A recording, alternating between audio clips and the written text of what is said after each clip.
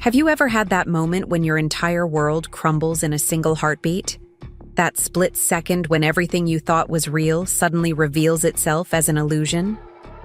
Mine came on Christmas morning, in what should have been the most joyful time of the year. Instead, I woke up to an empty house, a note on the kitchen counter, and the haunting silence that would forever change my life. But this isn't just a story of loss. It's a story of rising from the ashes, of finding strength in the darkest moments, and of discovering that sometimes the greatest gifts come disguised as our deepest wounds. I'm Emily Cooper, and this is my story of how losing everything led me to find myself. Let me take you back to that morning that changed everything. The crisp Seattle air seeped through the windows of our Queen Anne Craftsman home, and the soft glow of Christmas lights still twinkled outside, casting shadows on the fresh snow that had fallen overnight. I remember stretching my arm across the bed, expecting to find Jack's warm presence beside me. Instead, my hand met cold, empty sheets. The silence in the house was deafening, different from the usual peaceful morning quiet. The soft morning light filtered through our bedroom window, casting a warm glow on the hardwood floors. I called out Jack's name, thinking he might be downstairs making his signature Christmas morning coffee, a tradition we'd kept since our first Christmas together 5 years ago. No response. Just the hollow echo of my voice bouncing off the walls of our Craftsman home. My bare feet touched the cold floor as I made my way downstairs, the house feeling unusually still. The Christmas tree we decorated together just weeks ago stood in the corner of our living room, presents still arranged perfectly beneath it, or at least some of them. I noticed immediately that the gifts I'd carefully wrapped for Jack were the only ones there. His presents to me were missing. The kitchen counter, usually cluttered with Jack's morning coffee setup, was pristine. Too pristine. And there, propped against the coffee maker, was a white envelope with my name written, in his familiar handwriting. My hands trembled as I opened it, the paper crinkling loudly in the silent house. Emily, I can't do this anymore. I've tried, but we're too different. You're too focused on your career, and I need someone who puts our relationship first. I've moved out. I'll have my lawyer contact you. Don't try to reach me. Jack. The words blurred as tears filled my eyes. 5 years of marriage, reduced to a few cruel sentences. I sank to the kitchen floor, still in my Christmas pajamas, the cold tile seeping through the fabric. Outside, I could hear children's excited squeals as they discovered their Christmas presents, families beginning their celebrations. Inside our home, my home now, I supposed, the silence was deafening. I don't know how long I sat there, the letter crumpled in my hand, before my phone buzzed. It was Sophie, my best friend, sending her usual Christmas morning text. Mary. Christmas? Coffee at Luna later? I stared at the message, my fingers hovering over the keyboard. How could I tell her? How could I put this nightmare into words?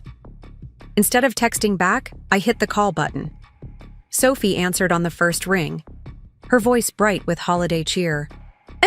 Merry Christ! She stopped mid-sentence, probably hearing my shaky breathing. Emily? What's wrong? He's gone, I managed to whisper. Jack's gone. He left a note. He left. 20 minutes later, Sophie burst through my front door, still in her yoga pants and winter coat, carrying 2 cups of coffee. From Cafe Luna. She took one look at me, still sitting on the kitchen floor, and set the coffee aside. Without a word, she sat down next to me and pulled me into a tight hug. That's when the dam broke. I sobbed into her shoulder, the reality of the situation finally hitting me full force.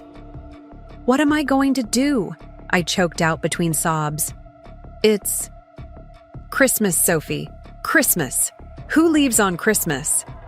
Sophie pulled back, her hands firm on my shoulders. A coward, that's who, she said, her voice fierce with loyalty. A complete coward who couldn't even face you in person. As the day wore on, Sophie helped me move from the kitchen floor to the couch. She made calls to my family, explaining why I wouldn't be at Christmas dinner. She ordered Chinese food, the only place open on Christmas Day, and sat with me as I picked at my lo mein, my appetite non-existent. That evening, as Sophie was getting ready to leave, she turned to me with determination in her eyes. "Emily, listen to me. This feels like the end of the world right now, but it's not. You're the strongest person I know. You're going to get through this, and you're going to come out stronger. And I'll be here every step of the way." I managed a weak smile, but inside, I couldn't feel the truth of her words. All I could feel was the crushing weight of betrayal, the humiliation of being abandoned on Christmas Day, and the terrifying uncertainty of what would come next. As I lay in bed that night, unable to sleep in the too-empty house, I scrolled through our photos on my phone. Jack and me at our wedding, both beaming.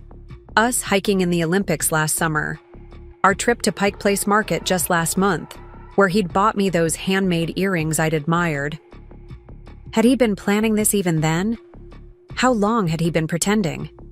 The questions swirled in my mind, keeping sleep at bay. The next few days passed in a blur. Sophie practically moved in, working remotely from my living room, making sure I ate and showered. Maria from work covered my projects, telling our boss I had a family emergency. I existed in a fog of disbelief and pain, barely registering the transition from Christmas to New Year's. It was Grace Chen, my mentor from the Local Business Women's Network, who finally snapped me out of it.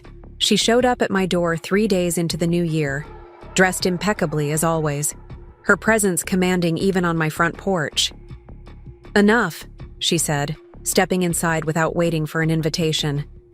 "Get dressed, we're going to get coffee, and we're going to make a plan." I started to protest, but the look in her eyes stopped me. 10 minutes later, we were sitting at a corner table in Cafe Luna, steaming lattes between us. Grace pulled out a leather notebook and pen. "First things first," she said, "all business. Have you contacted a lawyer?" I shook my head, feeling the familiar tightness in my throat. I've been waiting for his lawyer to contact me, like the note said." Grace's pen hit the table with a sharp tap. "Emily Cooper, listen to me carefully. You are not going to sit around waiting for that man to dictate the terms of your life. Not anymore. I'm calling Catherine Sullivan. She's the best divorce attorney in Seattle, and she owes me a favor." For the first time since Christmas morning, I felt a tiny spark of something other than despair. Maybe it was anger, maybe it was determination, but it was something. That afternoon, I met with Catherine in her downtown office. She listened to my story, her expression growing increasingly stern. "He left on Christmas Day with no warning, taking his possessions while you were asleep?" she clarified, making notes. "And the house is in both your names?" I nodded, and a small, fierce smile crossed her face. "Well, Mrs. Wilson, or should I say Ms. Cooper, I think we have a very strong case here." Over the next few weeks, I threw myself into rebuilding my life. Sophie helped me redecorate, painting over the colors Jack had chosen, filling the spaces he'd left empty with pieces that reflected me. Grace introduced me to her network of successful businesswomen, each with their own story of resilience and reinvention. At work, I channeled my pain into productivity. The project I'd been leading, the one Jack had claimed took too much of, my attention landed our biggest client yet. Bill Peterson, our CEO, called me into his office to personally congratulate me. "Emily," he said, leaning back in his chair, "I know you've been going through some personal challenges, but the way you've handled yourself, the dedication you've shown, well, we've been discussing creating a new position. Director of Client Strategy. I think you'd be perfect for it." I blinked, stunned. Are you offering me a promotion?" He nodded, sliding a folder across his desk. "Take the weekend to think about it. This would be a significant step up. That night, I sat in Cary Park, looking out over the Seattle skyline. 6 weeks had passed since that Christmas morning. 6 weeks since I thought my world had ended. Now, sitting here with a promotion offer in my bag and a new sense of purpose in my heart, I realized Sophie had been right. This hadn't been the end of my world. It had been the beginning of a new one. My phone buzzed with a text from Grace. "Dinner tomorrow? Bring the contract. We'll review it together." I smiled, typing back a quick, "Yes." I had lost a husband, but I had gained an army of supporters, women who lifted me up instead of trying to dim my light. The sun was setting over Puget Sound, painting the sky in brilliant shades of pink and gold. I took a deep breath of the crisp winter air, feeling truly awake for the first time in weeks. Jack had been wrong. Focusing on my career wasn't a flaw. It was a strength. And now, without him holding me back, I was finally free to soar. 6 months passed since that fateful Christmas morning, and spring painted Seattle in vibrant shades of pink and purple.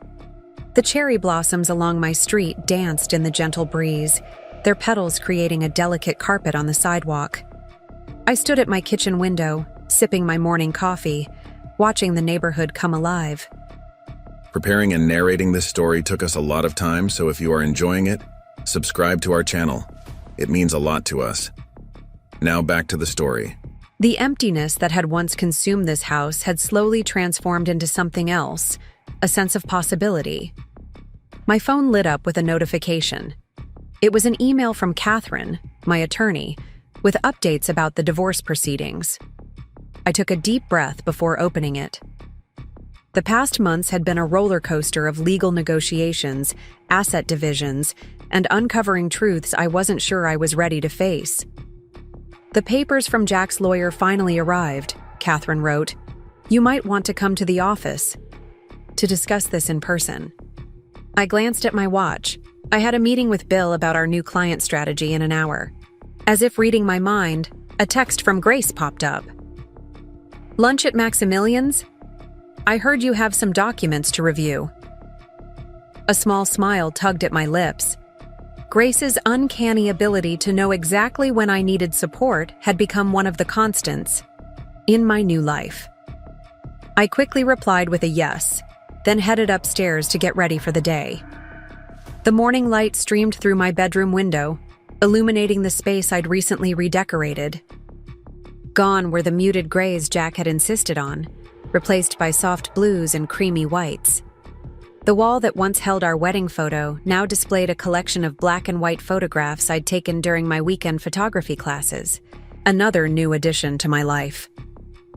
The morning sun filtered through the floor-to-ceiling windows of my downtown Seattle office, casting long shadows across my newly organized desk. A fresh cup of coffee steamed beside my laptop, its aroma mingling with the scent of the lilies Sophie had brought to brighten up my workspace. As Director of Client Strategy, I'd earned this corner office with its stunning view of Puget Sound. But today, my attention was focused on something else entirely. My computer screen displayed an email that made my heart race. Jack's company, where we'd first met 7 years ago, was seeking to partner with us on a major project. My fingers hovered over the keyboard as I contemplated my response. The irony wasn't lost on me. The same man who claimed my career ambitions had ruined our marriage might now have to work with me as his superior. A gentle knock on my door interrupted my thoughts. Maria stepped in, her arms full of client portfolios. Her expression shifted from professional to concerned as she read my face. "Everything okay, Em? You look like you've seen a ghost." I swiveled my monitor toward her, watching as her eyes widened in recognition.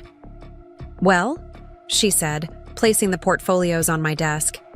"This is certainly interesting."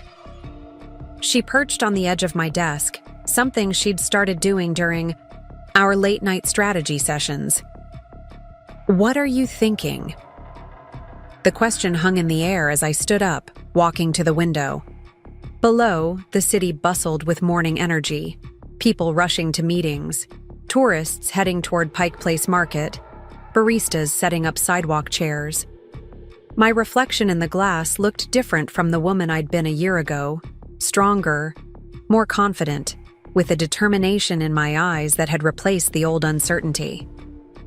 "I'm thinking," I said slowly, turning back to Maria, "that this is exactly the kind of challenge I need to prove to myself that I've truly moved on." I paused, a small smile playing on my lips. Plus, their proposal actually has merit. They've developed some interesting technologies that could complement our new platform. Maria nodded, but her expression remained concerned. "Are you sure you're ready for this? Working with Jack's team, seeing him in meetings?" I walked back to my desk, picking up the framed quote Grace had given me when I accepted the director position. "Success is the best revenge." The frame caught the sunlight, sending prisms dancing across my desk. "I'm not just ready," I replied. "I'm looking forward to it." That afternoon, I scheduled a meeting with Bill to discuss the potential partnership. As I rode the elevator to the executive floor, I thought about how different these interactions felt now. Gone was the nervous junior executive, always second-guessing herself. In her place stood a woman who had learned to trust her instincts and own her expertise. Bill's office, with its panoramic view of the Olympic Mountains, had once intimidated me. Now it felt like a familiar arena where I'd fought and won many battles. He looked up from his computer as I entered, gesturing for me to take a seat. "Emily." He greeted me warmly. "Maria mentioned you wanted to discuss something important." His eyes twinkled with curiosity. He'd come to trust my instincts for profitable opportunities. I pulled up the proposal on my tablet, but before I could begin my presentation, Bill held up his hand. "Before we dive in, I want you to know, I'm aware of whose company this is. If you're not comfortable with this, we can find other partnerships." The concern in his voice touched me, but I shook my head. "Actually, that's partly why I wanted to discuss this with you personally. I think it's important that you know I can handle this professionally. More than that, I believe this partnership could be incredibly valuable for us." For the next hour, I walked him through my analysis of the potential collaboration, pointing out synergies and growth opportunities. As I spoke, I could see Bill's expression shift from concern to genuine interest. "Impressive work, Emily," he said when I finished. "But tell me honestly, how will you handle working directly with Jack? There will be meetings, presentations." I straightened in my chair, meeting his gaze directly. A year ago, I wouldn't have been ready for this. But now, I see it as an opportunity to demonstrate just how far I've come. "Besides," I added with a slight smile, "I think it's important to show that women can maintain professionalism even in challenging personal situations." Bill leaned back in his chair, studying me for a moment before breaking into a broad grin.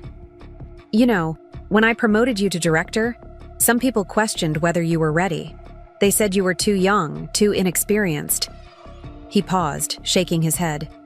"But this right here, this is exactly why I knew you were the right choice. Set up the initial meetings. I trust your judgment." As I left his office, my phone buzzed with a text from Sophie. "Yoga class tonight? You look like you could use some zen." I smiled, typing back a quick confirmation. Sophie had an uncanny ability to sense when I needed to decompress. The rest of the afternoon passed in a blur of meetings and conference calls. By the time I left the office, the sun was setting, painting the Seattle skyline in hues of orange and pink. The walk to Sophie's studio gave me time to process the day's events. The converted warehouse that housed Soulflow Yoga still bore traces of its industrial past. Exposed brick walls and high ceilings now softened by hanging plants and warm lighting. Sophie greeted me with a hug, her usual energetic presence, somehow both calming and invigorating. "Spill," she commanded as we rolled out our mats in her private studio space. "Your text responses were way too short today. Something's up." As we moved through our warm-up poses, I told her about the proposal and my meeting with Bill. Sophie listened quietly, which was unusual for her. It wasn't until we were in Shavasana that she spoke. "You know what I think?" she said softly. "I think the universe has a weird sense of humor, but I also think it never gives us challenges we're not ready for." Later that evening, I sat on my deck, watching the last traces of sunset fade from the sky. The garden I'd planted in spring was thriving, small solar lights twinkling among the flowers like earthbound stars. This space, like so much of my life, had been transformed from a place of shared memories into something entirely my own. My phone lit up with a message from Grace. "Heard about the potential partnership. Dinner tomorrow? We should discuss strategy." I smiled, appreciating how my support system had evolved into a powerful network of women who had my back. As I typed my response, another message came through, this one from an unknown number. My heart skipped a beat as I read it. "Emily, I heard about the potential collaboration. Can we meet to discuss it privately? Jack." I stared at the message, feeling an unexpected calm settle over me. A year ago, this message would have sent me into an emotional tailspin. Now, it was just another business matter to handle professionally. Opening my laptop, I composed a careful response. "Any discussions about the potential partnership should go through proper channels. I'll have my assistant set up a meeting with both teams next week. Professional, detached, perfect." Inside, I moved through my evening routine with a sense of purpose. The house that had once felt too empty now felt like a sanctuary. In the study that had once been Jack's domain, I had created my own workspace, walls lined with books on business strategy and leadership, a vision board filled with my goals and dreams.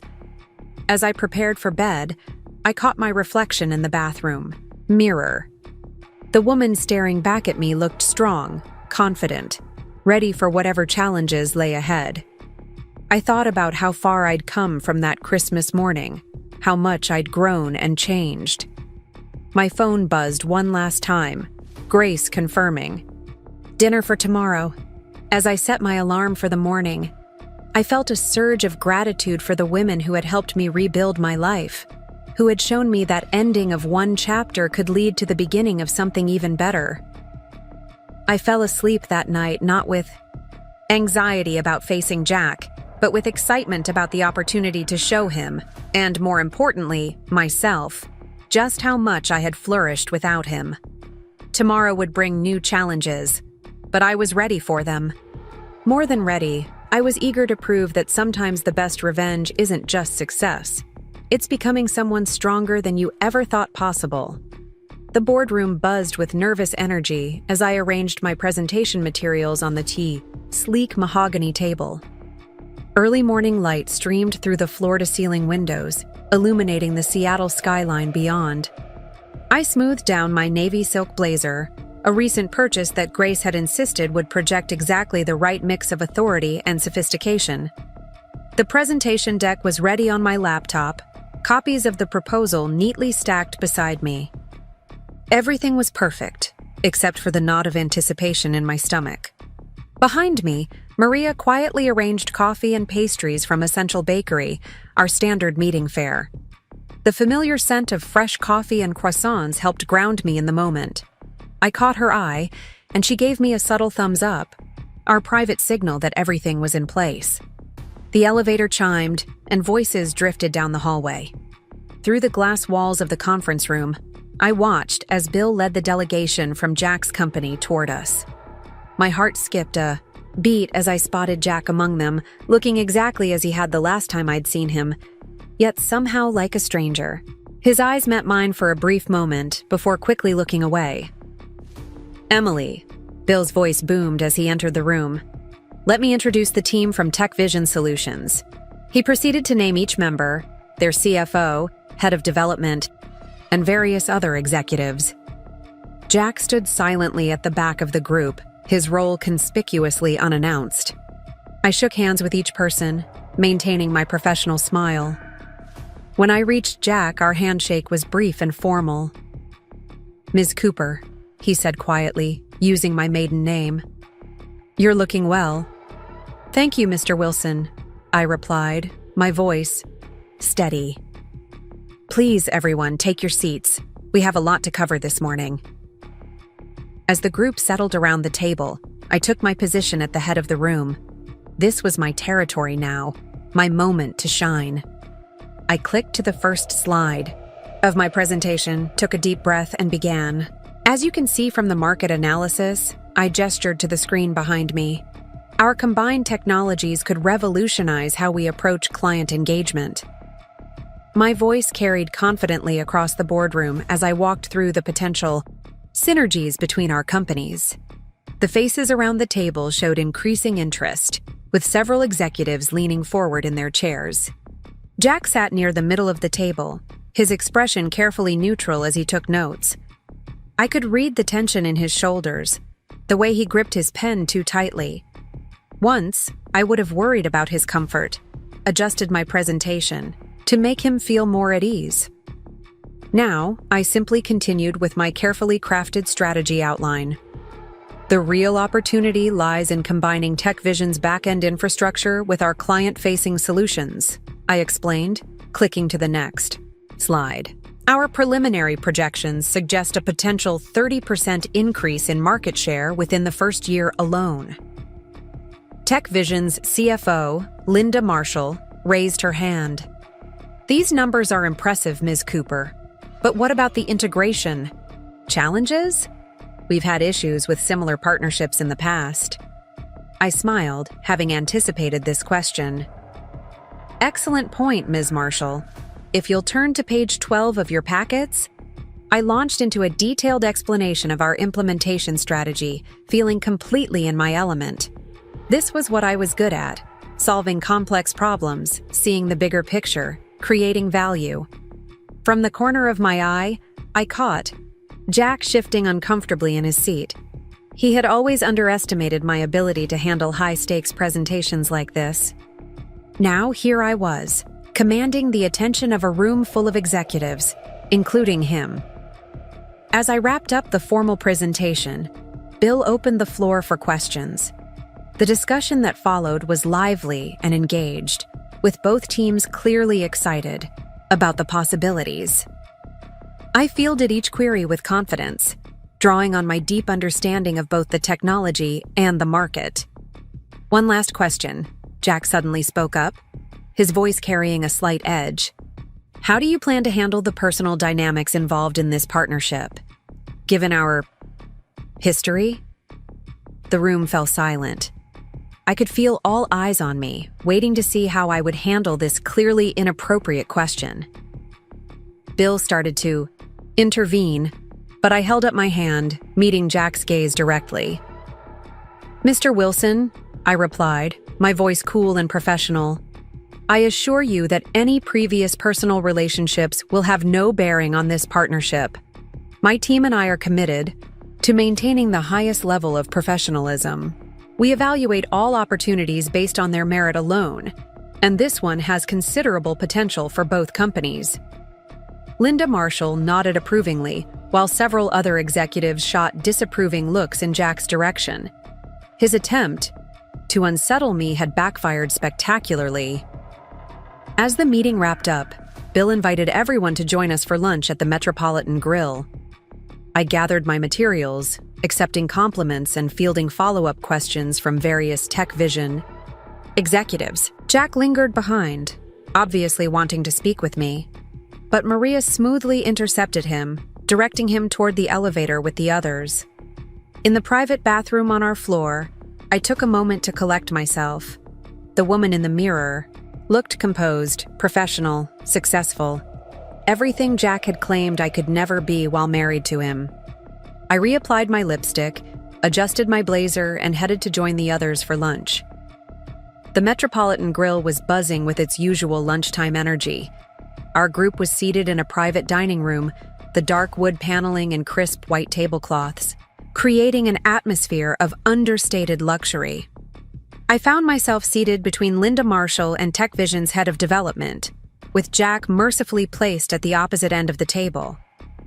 "I have to say, Ms. Cooper," Linda leaned in as we studied our menus. "I'm incredibly impressed with your handling of today's presentation. We've been looking for the right partnership for months, but no one has presented such a comprehensive and well-thought-out proposal." I smiled, genuinely pleased by her words. "Thank you, Ms. Marshall. I believe our companies have a real opportunity to create something innovative together." As lunch progressed, the conversation flowed easily between technical discussions and lighter topics. I found myself enjoying the dynamic, particularly with Linda, who shared my passion for data-driven decision-making. When she mentioned her involvement with a women's leadership initiative, I saw an opportunity to strengthen our connection. "You should meet my mentor, Grace Chen," I suggested. "She runs a similar program here in Seattle. In fact, she's hosting a networking event next month that might interest you." Jack's voice carried down the table. "Still letting other people fight your battles, Emily?" The comment was quiet enough that only those nearest to us could hear it, but Linda's expression darkened. Before either of us could respond, Bill smoothly changed the subject, directing everyone's attention to the upcoming industry conference in San Francisco. After lunch, as the group dispersed, Linda pulled me aside. "Listen, I know it's not my place, but I want you to know that Jack's behavior today was noticed. Rest assured, it will be addressed." I thanked her, maintaining my professional demeanor, but inside I felt a surge of validation. Jack's attempts to undermine me had only served to strengthen my position with key decision-makers. Back at the office, I found a bouquet of yellow roses on my desk, Sophie's trademark encouragement. The card read, "Heard you crushed it today. Celebration drinks at Canlis? No excuses." I smiled, remembering how she'd done the same thing after my first major presentation as a junior executive. Maria appeared in my doorway, tablet in hand. The Tech Vision team sent over their preliminary feedback. "Want to hear it now, or should I save it for tomorrow?" "Now, please," I said, settling into my chair. "Let's see where we stand." As Maria read through the overwhelmingly positive responses, I felt a sense of profound satisfaction, not just because of the successful presentation, but because of how far I'd come. The woman who had once sought Jack's approval for every decision was gone, replaced by someone who trusted her own judgment and abilities. My phone buzzed with a text from Grace. "Heard about your triumph from Bill. Dinner tonight? We should discuss your next moves." I smiled, thinking about how different my support system looked now. Strong, successful women who lifted each other up instead of tearing each other down. As the afternoon sun cast long shadows across my office, I worked on follow-up emails and meeting summaries. The city lights began to twinkle on in the gathering dusk, creating a glittering backdrop to my reflection in the window. I thought about Jack's attempts to rattle me, about how they had failed spectacularly. A year ago, his words would have devastated me, sent me spiraling into self-doubt. Now they seemed petty and small, the last gasps of someone who couldn't, except that I had outgrown his shadow. The woman he had left on Christmas morning no longer existed. In her place stood someone stronger, more capable, and infinitely more confident. My computer chimed with a new email. Linda Marshall requesting a one-on-one meeting to discuss the partnership in more detail. As I typed my response, I felt a surge of excitement about the future. This partnership would be transformative for both companies, but more importantly, it represented something personal for me. The final proof that ending my marriage hadn't been the end of my story, but rather the beginning of a much better one.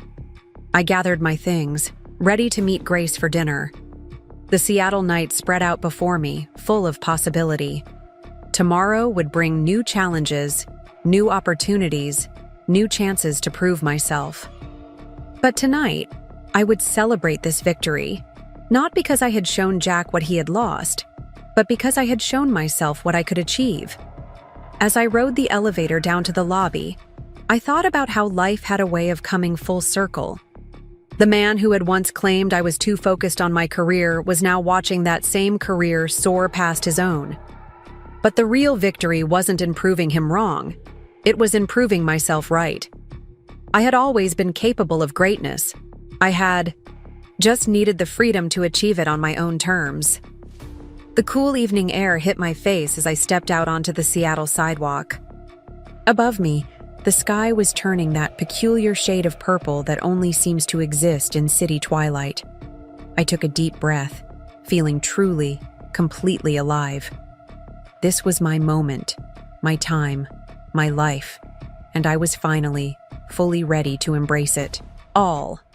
The lights of downtown Seattle blurred through the rain-streaked windows of Canlis Restaurant as I sat across from Ryan Taylor, my first date since everything had changed.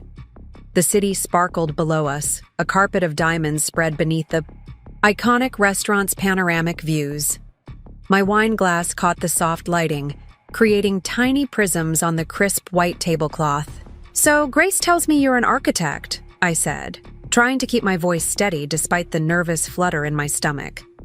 It had been Sophie's idea to accept Grace's offer to set me up, insisting it was time to get back out there. Ryan smiled, his warm brown eyes crinkling at the corners. "I am. Currently working on the new public library project downtown. But Grace tells me you're quite the powerhouse yourself." I took a sip of wine, buying myself a moment. Dating felt like speaking a foreign language I'd forgotten, familiar yet strange. "I wouldn't say powerhouse," I deflected. "I just love what I do." "That's not what I heard," he countered gently. "Word travels fast in Seattle business circles. The Tech Vision partnership? That was impressive work." The mention of the partnership made my hand tighten slightly around my wine glass. I hadn't told Ryan about my connection to Jack. It wasn't exactly first date material. Instead, I steered the conversation toward his work, listening as he described his vision for making public spaces more accessible and community-oriented. Ryan's passion for his work was contagious, his eyes lighting up as he described the reading nooks and community spaces he'd designed into the library plans. For the first time in ages, I found myself genuinely engaged in conversation that had nothing to do with my past or my divorce. "The whole top floor will be a garden space," he explained, sketching quickly on his napkin. "A place where people can read surrounded by nature, even in the middle of the city." "That sounds amazing," I said, meaning it. "It's like bringing a piece of Kerry Park indoors." His face brightened. "Exactly. You know, not many people get that right away. Most just see it as an unnecessary expense." The waiter appeared with our entrees, seared scallops for me, duck for Ryan. The conversation flowed easily as we ate, touching on our shared love of hiking, our favorite Seattle coffee shops, and our opinions on the city's rapidly changing skyline. "I have to ask," Ryan said as we finished our meals. "Why did Grace think we'd hit it off? She's usually quite strategic about these things." I laughed, relaxing for the first time that evening. Knowing Grace, she probably has a 10-point plan for why we're perfect for each other. She's nothing if not thorough. "Well, she certainly got something right," he replied, his gaze holding mine for a moment longer than necessary. The evening air was crisp as we left the restaurant, the Space Needle glowing against the night sky. Ryan had parked in the same garage as me, and as we walked, our shoulders occasionally brushed, sending tiny sparks through my body. "I had a really nice time," I said as we reached my car, surprised to find I meant it. "Me too," Ryan replied. "Would you like to do this again? Maybe something less formal? There's this great little art gallery in Pioneer Square having an opening next weekend." I hesitated for a fraction of a second, old fears trying to surface, but Grace's voice echoed in my head. "You can't let one person's betrayal keep you from living, Emily." "I'd like that," I said, pulling out my phone to exchange numbers. As I drove home through the quiet streets of Queen Anne, I felt lighter somehow. The evening had been Nice. Normal. No drama, no baggage, just two people getting to know each other. My house was dark when I pulled into the driveway, but not unwelcoming. I'd finally managed to make it feel like my space, not a memorial to my failed marriage. The porch. Light illuminated the new house numbers I'd installed, my small act of reclaiming the space. Inside, I kicked off my heels and poured myself a small glass of wine, carrying it out to my back deck. The Seattle night was unusually clear, a few stars visible despite the city lights. My phone buzzed with a text from Sophie. "Well, how was it?" I smiled, typing back. "Actually, really good. Art gallery next weekend." Her response was immediate. "Yes, Operation Emily's comeback is officially in phase 2. I laughed, but my amusement was interrupted by another notification. An email from Jack's lawyer about finalizing some paperwork. The contrast between the warm glow of my evening with Ryan and the cold reality of my divorce proceedings was jarring. Setting my phone aside, I leaned back in my deck chair, letting the cool night air wash over me. Dating again felt both terrifying and exhilarating. Ryan was nothing like Jack. He listened when I spoke about my work, showed genuine interest in my thoughts, and didn't try to minimize my achievements. The next morning, I woke to gray Seattle drizzle and a text from Ryan. "Thanks for a great evening. Looking forward to the gallery next weekend." At work, I couldn't help but notice that everything felt a bit lighter. Maria picked up on my mood immediately, raising an eyebrow as I hummed while reviewing client proposals. "Good date?" she asked, setting down my morning coffee. "Is it that obvious?" "Emily, you're practically glowing. It's nice to see." The day passed in a blur of meetings and conference calls. During lunch, I found myself looking up the gallery Ryan had mentioned, reading about the artist whose work would be featured. It felt good to be interested in something new, something that had nothing to do with my past. That evening, I met Grace for our weekly dinner at her favorite French bistro. She listened intently as I told her about the date, a knowing smile playing on her lips. "I had a feeling you two would click," she said, looking pleased with herself. "Ryan has the same drive you do, but he also knows how to balance work and life, something I think you're ready to learn." I toyed with my fork, considering her words. "It's scary, Grace. Opening up again, trusting someone new." "Of course it is," she replied, reaching across the table to squeeze my hand. "But being scared doesn't mean you're not ready. It just means you're wise enough to understand the risk." Later that week, as I prepared for a major client presentation, I found myself thinking about Ryan's approach to his work, how he balanced creativity with practicality, vision with reality. It inspired me to revise my presentation, making it more accessible without losing its impact. The gallery opening arrived on a surprisingly sunny Saturday evening. I chose a simple black dress that made me feel confident, pairing it with the turquoise necklace Sophie had given me for my birthday. As I applied my makeup, I realized I was actually excited, not just nervous. Ryan was waiting outside the gallery when I arrived, looking handsome in dark jeans and a blazer. His face lit up when he saw me, and something warm unfurled in my chest. "You look beautiful," he said, offering me his arm. "Ready to see some art?" The gallery was crowded but not overwhelming, the white walls showcasing striking abstract paintings in bold colors. Ryan knew the artist, introducing me to him and several other people in Seattle's art scene. I found myself engaged in fascinating conversations about creativity, urban development, and the city's cultural future. "What do you think of this one?" Ryan asked, gesturing to a large canvas dominated by swirling blues and greens. I studied it, tilting my head. "It reminds me of looking down at the city from Kerry Park during a rainstorm. All those lights and colors bleeding together." He looked at me with surprise and delight. "That's exactly what the artist said inspired it. You have a good eye." After the gallery, we walked to a nearby wine bar, finding a cozy corner table. The conversation flowed easily, touching on our families, our dreams for the future, our favorite places in the city. You know, Ryan said, swirling his wine thoughtfully, when Grace first suggested setting us up, I was hesitant. She mentioned you were recently divorced, and I worried it might be too soon. I appreciated his honesty. What changed your mind? She told me about your strength, how you'd handled everything with grace and professionalism, but mostly it was meeting you. You're not bitter or broken. You're someone who took a difficult situation and used it to grow. His words touched something deep inside me.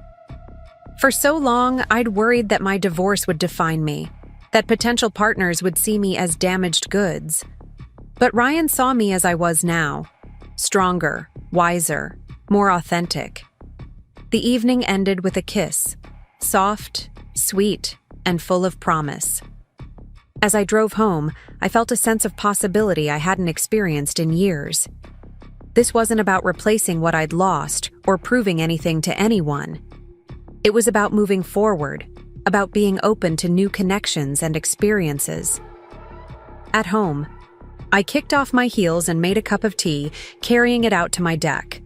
The night was clear again, the city lights twinkling below. My phone buzzed with texts from both Sophie and Grace, eager for updates, but I wasn't ready to share this evening just yet. I wanted to sit with these feelings, to understand what they meant for me. A shooting star streaked across the sky, and I remembered how I used to make wishes on stars as a child. But tonight, I didn't feel the need to wish for anything. For the first time in a long time, I felt content with where I was, excited about where I might be going. The woman who had woken up alone on Christmas morning seemed like a different person now, someone I had been rather than someone I was. The pain of that betrayal would always be part of my story, but it no longer defined me. Instead, it had become the catalyst for something better, something truer to who I really was. I took a deep breath of the cool night air, letting it fill my lungs with possibility. Tomorrow would bring what it would bring, but tonight, in this moment, I was exactly where I needed to be. The future stretched out before me like the city lights below, bright, complex, and full of potential. Above, me. The stars continued their ancient dance across the Seattle sky, witnesses to countless stories of endings and beginnings. Mine was just one among many, but it was mine. And for the first time in a long time, I couldn't wait to see what the next chapter would bring. The autumn breeze rustled through the trees at Cary Park as I sat on my favorite bench, watching the sunset paint the Seattle skyline in shades of gold. My laptop balanced on my knees as I reviewed the final draft of my resignation letter. After 3 years of building my career at the firm, I was taking a leap into the unknown. The decision hadn't come easily. The TechVision partnership had been more successful than anyone anticipated, leading to a series of promotions and accolades. But something was missing. Each achievement felt hollow, somehow tainted by the constant reminders of my past with Jack. A text message lit up my phone, Ryan checking if we were still on for dinner. A smile tugged at my lips as I typed back a quick confirmation. In the months since our first date, he'd become an unexpected source of strength, encouraging me to trust my instincts about this new direction. Grace had been surprisingly supportive when I'd shared my plans to start my own consulting firm.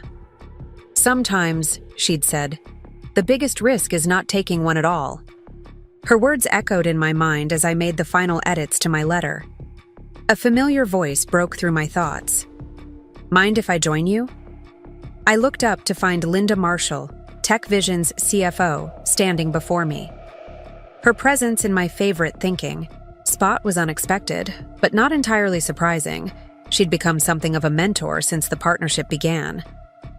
Of course, I gestured to the empty space beside me. Linda sat down, her usual corporate attire replaced by casual weekend wear. She gazed out at the skyline for a moment before speaking. I heard rumors about your resignation, she said quietly.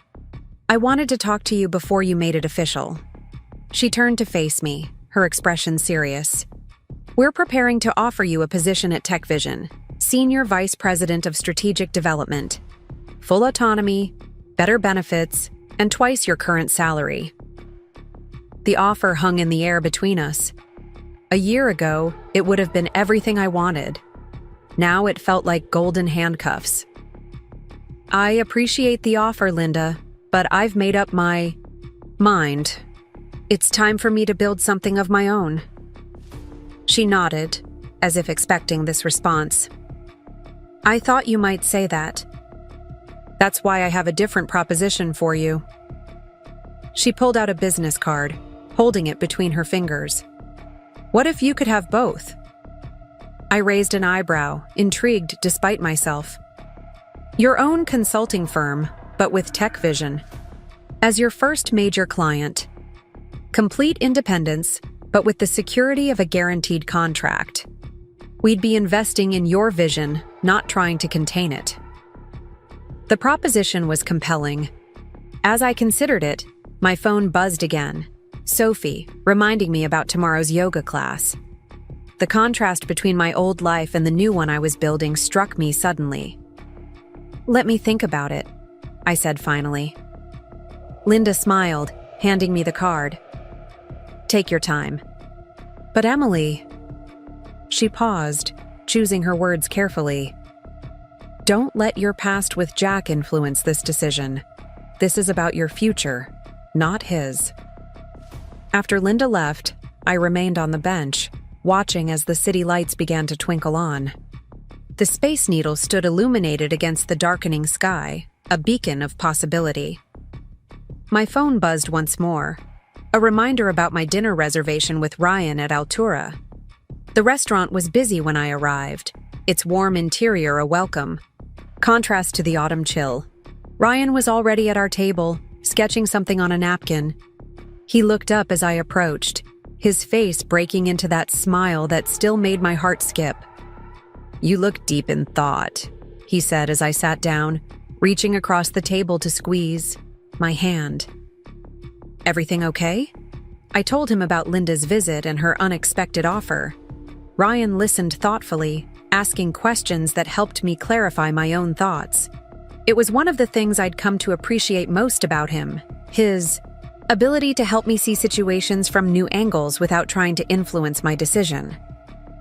"What does your gut tell you?" he asked finally, as our appetizers arrived. I twirled my wine glass, watching the liquid catch the light. That I need to do this on my own terms. But maybe I don't have to do it completely alone. The conversation shifted to Ryan's latest project, a sustainable housing development that was pushing the boundaries of green architecture. His enthusiasm was contagious, and I found myself drawn into a discussion about community spaces and environmental impact. As we shared a dessert, Ryan suddenly grew serious. "I've been thinking," he said, reaching for something in his jacket pocket. "My lease is up next month, and I know we've talked about taking things slow, but..." He placed a key on the table between us. "Would you consider being my roommate?" The question caught me off guard. We'd been dating for months, but I'd been careful to maintain my independence, my space. The key gleamed under the restaurant's soft lighting, a symbol of trust and possibility. "You don't have to answer now," Ryan added quickly. "I just want you to know that I'm all in, whatever you decide about your career or anything else." Later that night, as I drove home through the quiet streets of Queen Anne, my mind was full of possibilities. The key Ryan had given me sat in my purse, a tangible reminder that life moved forward, that new chapters began even as old ones ended. My house was dark when I pulled into the driveway, but not lonely. I'd learned to appreciate the solitude, to see it as an opportunity for reflection rather than a reminder of loss. Inside, I kicked off my heels and made my way to my home office. The space had evolved over time, becoming a reflection of my growing confidence. Vision boards and project plans covered one wall, while another displayed the photography I'd started exploring as a creative outlet. My grandmother's antique desk, rescued from storage after the divorce, held pride of place beneath the window. I opened my laptop, pulling up the draft of my business plan. Linda's offer added a new dimension to consider. Having TechVision as a guaranteed first client would provide stability while I built my client base. But could I maintain true independence with such close ties to my past? A text from Grace appeared. "Breakfast tomorrow? We should discuss your next moves." I smiled, grateful for her continued mentorship. Another message followed from Sophie. "Don't forget, yoga at 9. No excuses, even if you're hunting for office space." I walked out onto my deck, breathing in the crisp night air. The city spread out below, a tapestry of lights and possibilities. Somewhere out there was the perfect office space for my new venture. Somewhere out there was the next chapter of my story. My phone buzzed with an email notification. The final divorce papers had been filed. The timing felt symbolic somehow. As one door closed definitively, others were opening. Ryan's key seemed to burn in my purse, a reminder that trust was still possible, that love could be different this time. I thought about Linda's words at Cary Park, about not letting my past with Jack influence my future. She was right, but not in the way she meant. My experiences had shaped me, but they didn't define me. Each decision I'd made since that Christmas morning had been a step toward reclaiming my identity, toward building something authentic and true. Moving in with Ryan would be another such step, not an escape or a replacement for what I'd lost, but a conscious choice to embrace new possibilities. Starting my own firm would be the same, not a reaction to Jack's presence at TechVision, but an expression of my own ambitions and capabilities. Inside, I opened my laptop one more time, making a final edit to my resignation letter.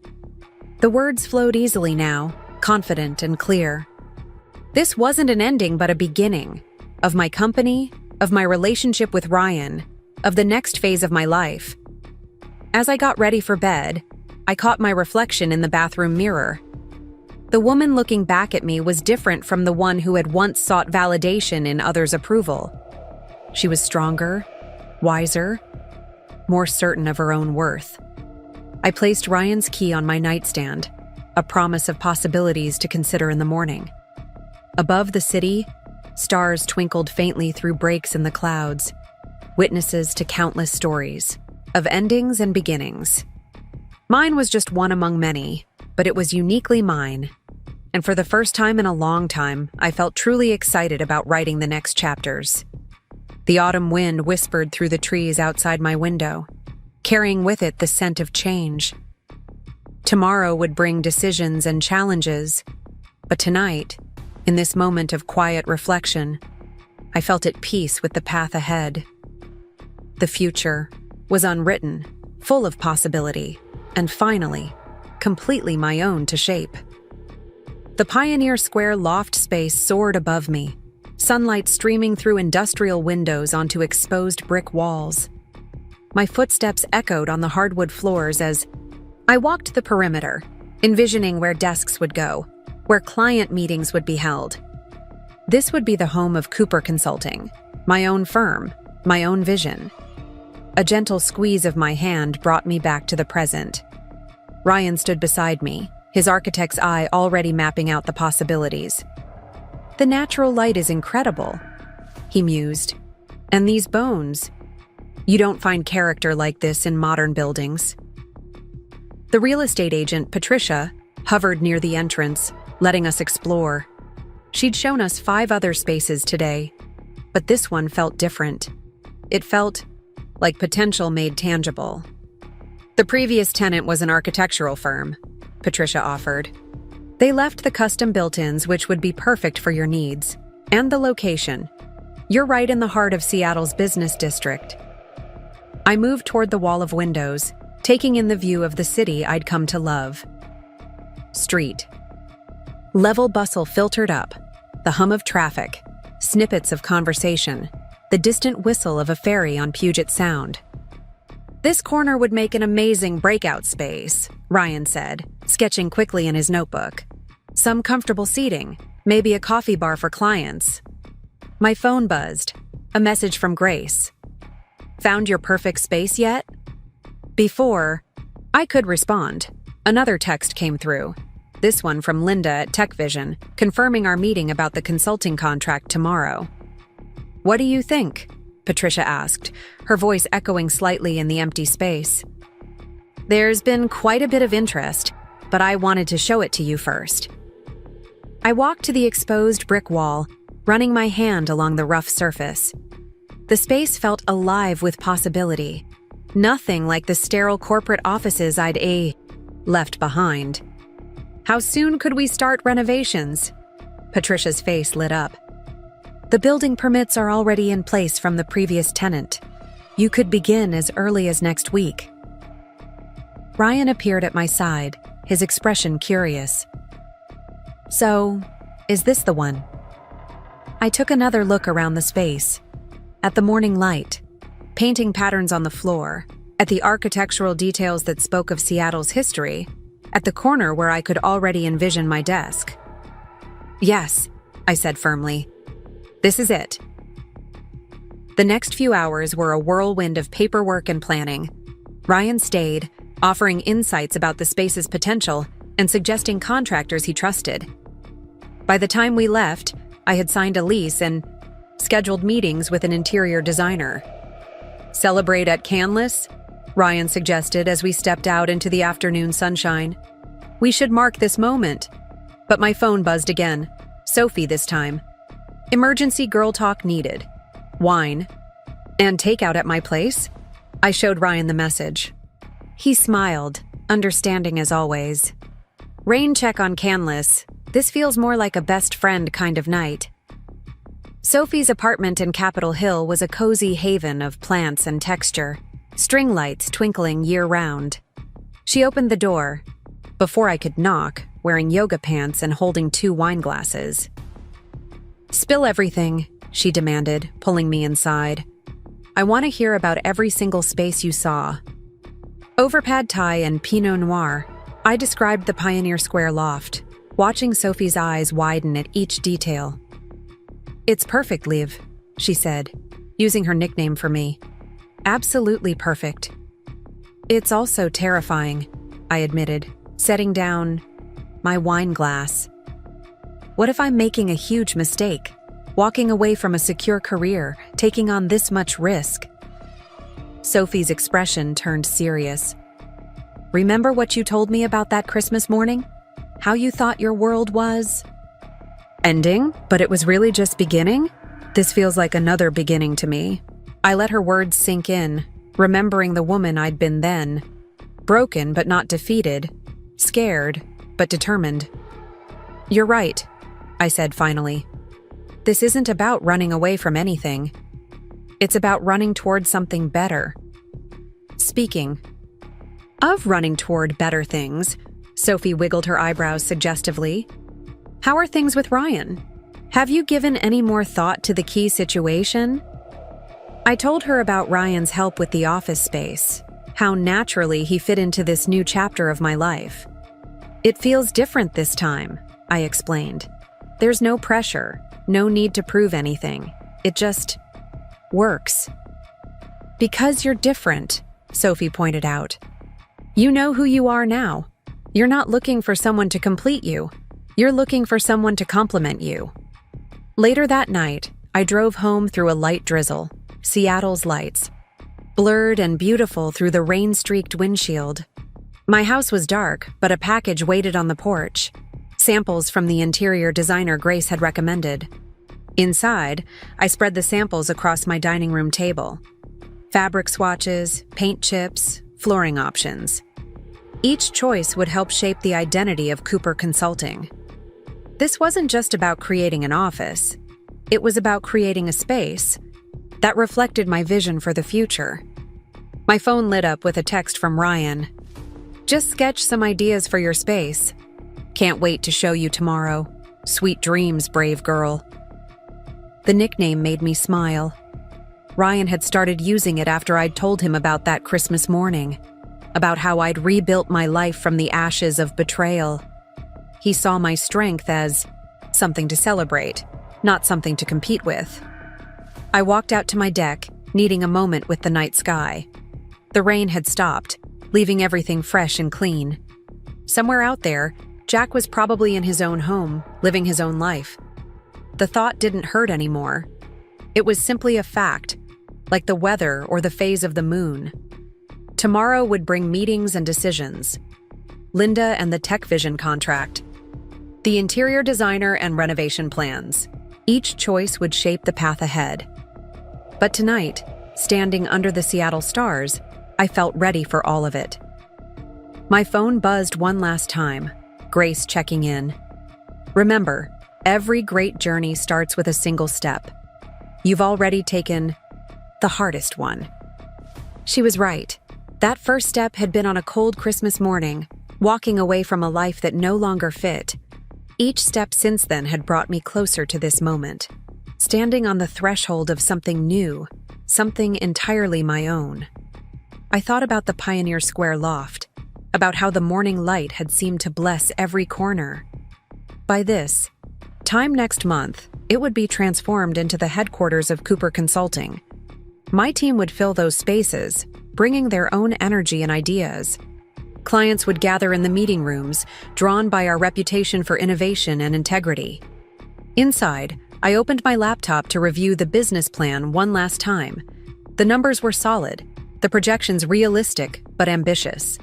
Linda's offer of TechVision as a primary client would provide the stability I needed while building my client base. But more importantly, it represented a full-circle moment, taking something that could have broken me and turning it into a foundation for growth. As I got ready for bed, I caught my reflection in the bathroom mirror. The woman looking back at me stood straight and tall, unafraid of the challenges ahead. She had learned that endings were just beginnings in disguise, that strength came from facing fears rather than avoiding them. Ryan's key sat on my nightstand, no longer a source of anxiety, but a symbol of possibility. Tomorrow, I would tell him yes, not because I needed someone, but because I chose to share my life with him. The Seattle night wrapped around my house, like a comfortable blanket, full of the promise of tomorrow. In the morning, I would begin the work of building something new. But for now, in this quiet moment, I savored the feeling of being exactly where I was meant to be. Life had a way of surprising you, of taking sharp turns when you least expected it. That Christmas morning had seemed like an ending, but it had really been the first page of a new chapter. Now I was writing my own story, choosing my own adventures, creating my own happiness. The autumn wind whispered through the trees, carrying with it the scent of possibility. Tomorrow would bring its own challenges and triumphs, but tonight, in this moment of quiet reflection, I felt at peace with the path ahead. The future was unwritten, full of potential, and finally, completely my own to shape. The morning rush at Pike Place Market hummed around me as I threaded my way through the crowds, fresh flowers from my favorite vendor cradled in my arms. These dahlias would be perfect for my new office, their bold colors a statement of confidence and new beginnings. A light drizzle had started, typical Seattle weather that somehow made everything feel more vibrant. My phone buzzed. A message. From Catherine Sullivan, my attorney. Good news about the trademark filing. Call when you can. Another piece falling into place for Cooper Consulting. The name would be officially mine, protected and ready to represent everything I'd worked so hard to build. The scent of fresh coffee drew me into a small cafe tucked away from the market's main thoroughfare. As I waited in line, I spotted a familiar figure at one of the window tables, Diane Wilson, Jack's mother.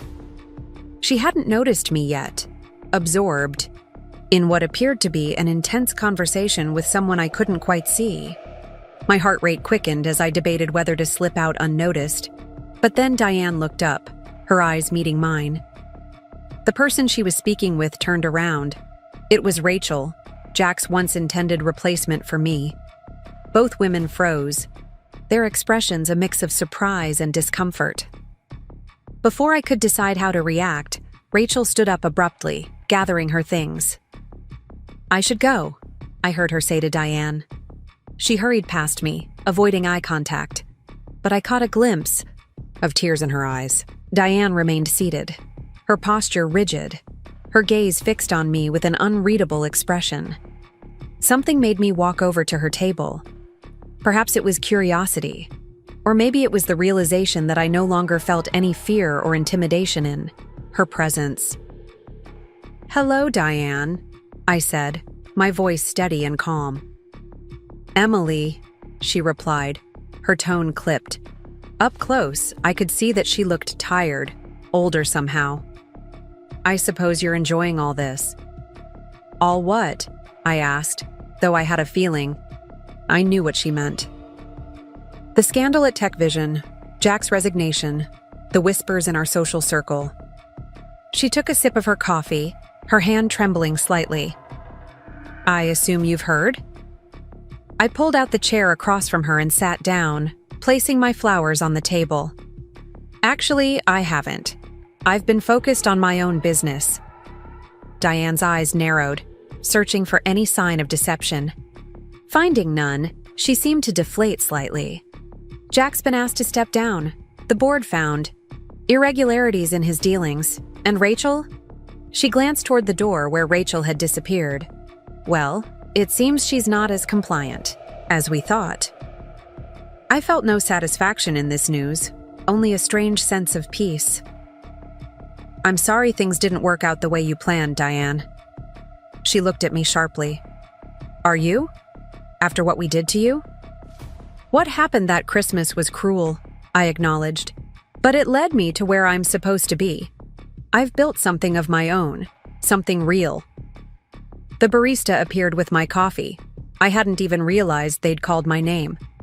As I reached for it, Diane spoke again, her voice softer. "You know, I never really saw you until now.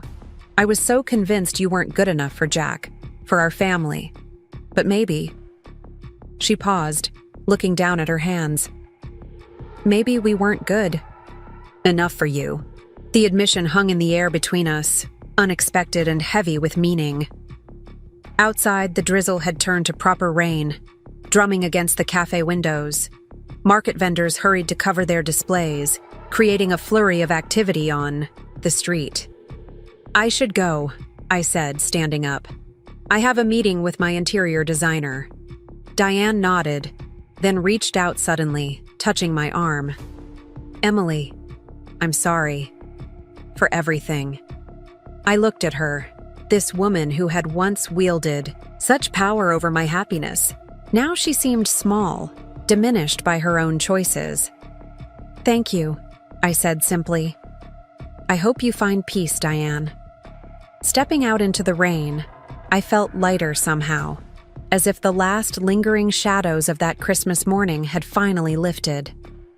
My phone buzzed again, Ryan this time with a picture of paint samples for my office. "Still think the blue is perfect for your accent wall. Trust your instincts." The walk to Pioneer Square gave me time to process the encounter with Diane. The market crowds thinned as I moved into the business district, replaced by hurrying professionals with umbrellas and briefcases. My own umbrella remained unopened. Sometimes it felt good to let the rain wash everything clean. Sarah, my interior designer, was waiting at the loft when I arrived. She'd already set up her laptop and samples on a folding table in what would soon be my private office. "Those flowers are exactly the energy we're going for," she said as I set them down. Bold, beautiful, unapologetic. We spent the next hour finalizing colors and materials, each choice a declaration of intent. The exposed brick walls would remain, their weathered surface a reminder of the building's history.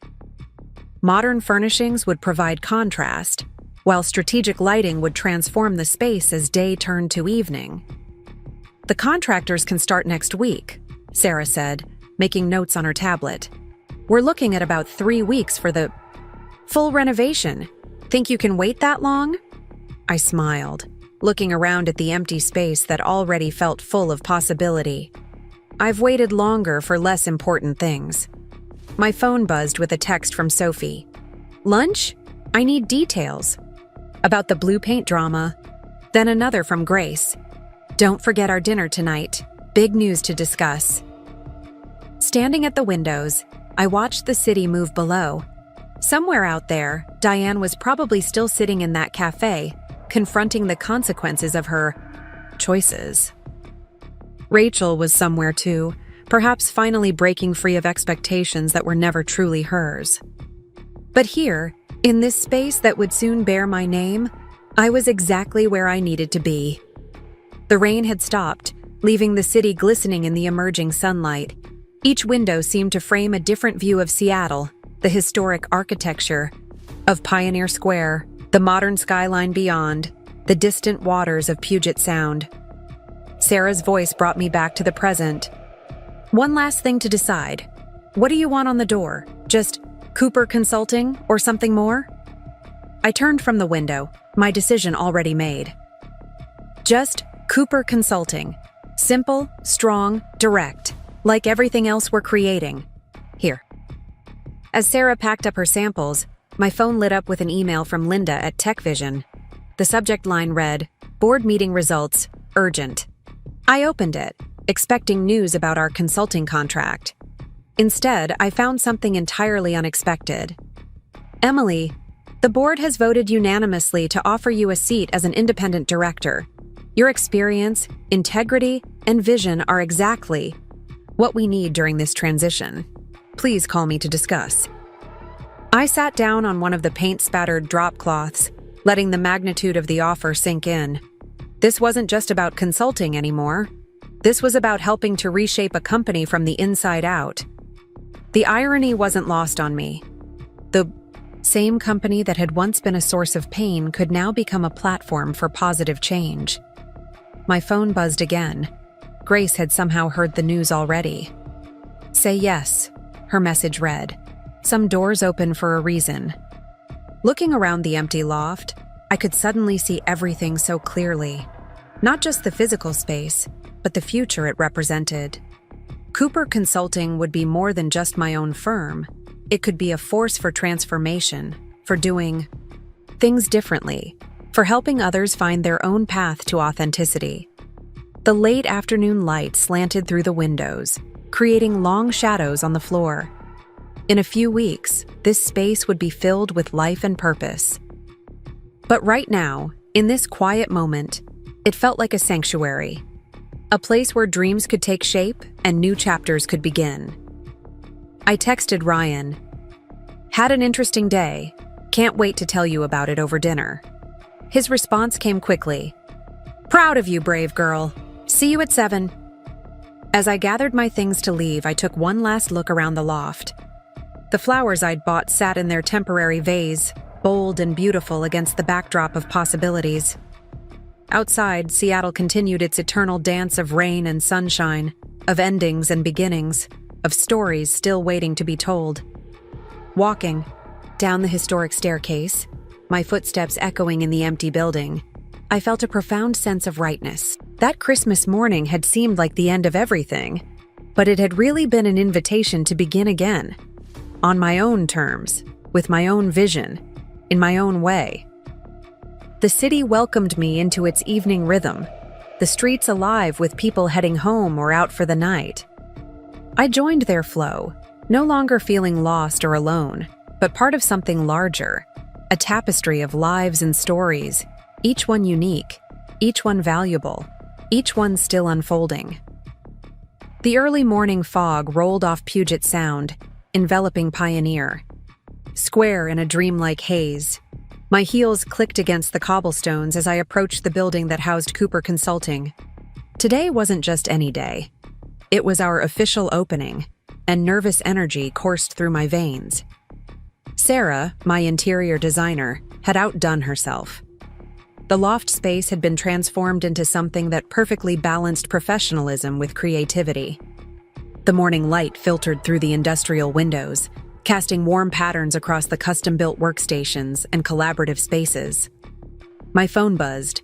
A message from Grace. "Ready for the big day? Remember, you've earned this." Another text followed immediately from Linda at TechVision. "Board meeting at 2 p.m. Don't forget your presentation on the new diversity initiative." I placed my briefcase on my desk, running my hand along its smooth surface. The office still smelled of fresh paint and new furniture, but it already felt like home. In an hour, my small but carefully chosen team would arrive for our first official day of business. Maria was the first to arrive, carrying a box of pastries from our favorite bakery. Her familiar presence helped calm my nerves. She'd taken a leap of faith, leaving her secure position to join my venture, and her confidence in me meant everything. "The place looks amazing," she said, setting up the coffee station we'd designed to rival any Seattle cafe. Hard to believe this was an empty shell just weeks ago. Before I could respond, the elevator dinged, announcing more arrivals. James, our lead strategist, stepped out with Hannah, our marketing director. Both had impressive resumes from top firms, but what had drawn me to them was their shared vision for doing business differently. "Welcome to Cooper Consulting," I said, trying to keep my voice steady despite the emotion threatening to overwhelm me. "Ready to change the world?" The morning passed in a whirlwind of activity. Our first client meeting was scheduled for 10, a promising startup referred by Grace.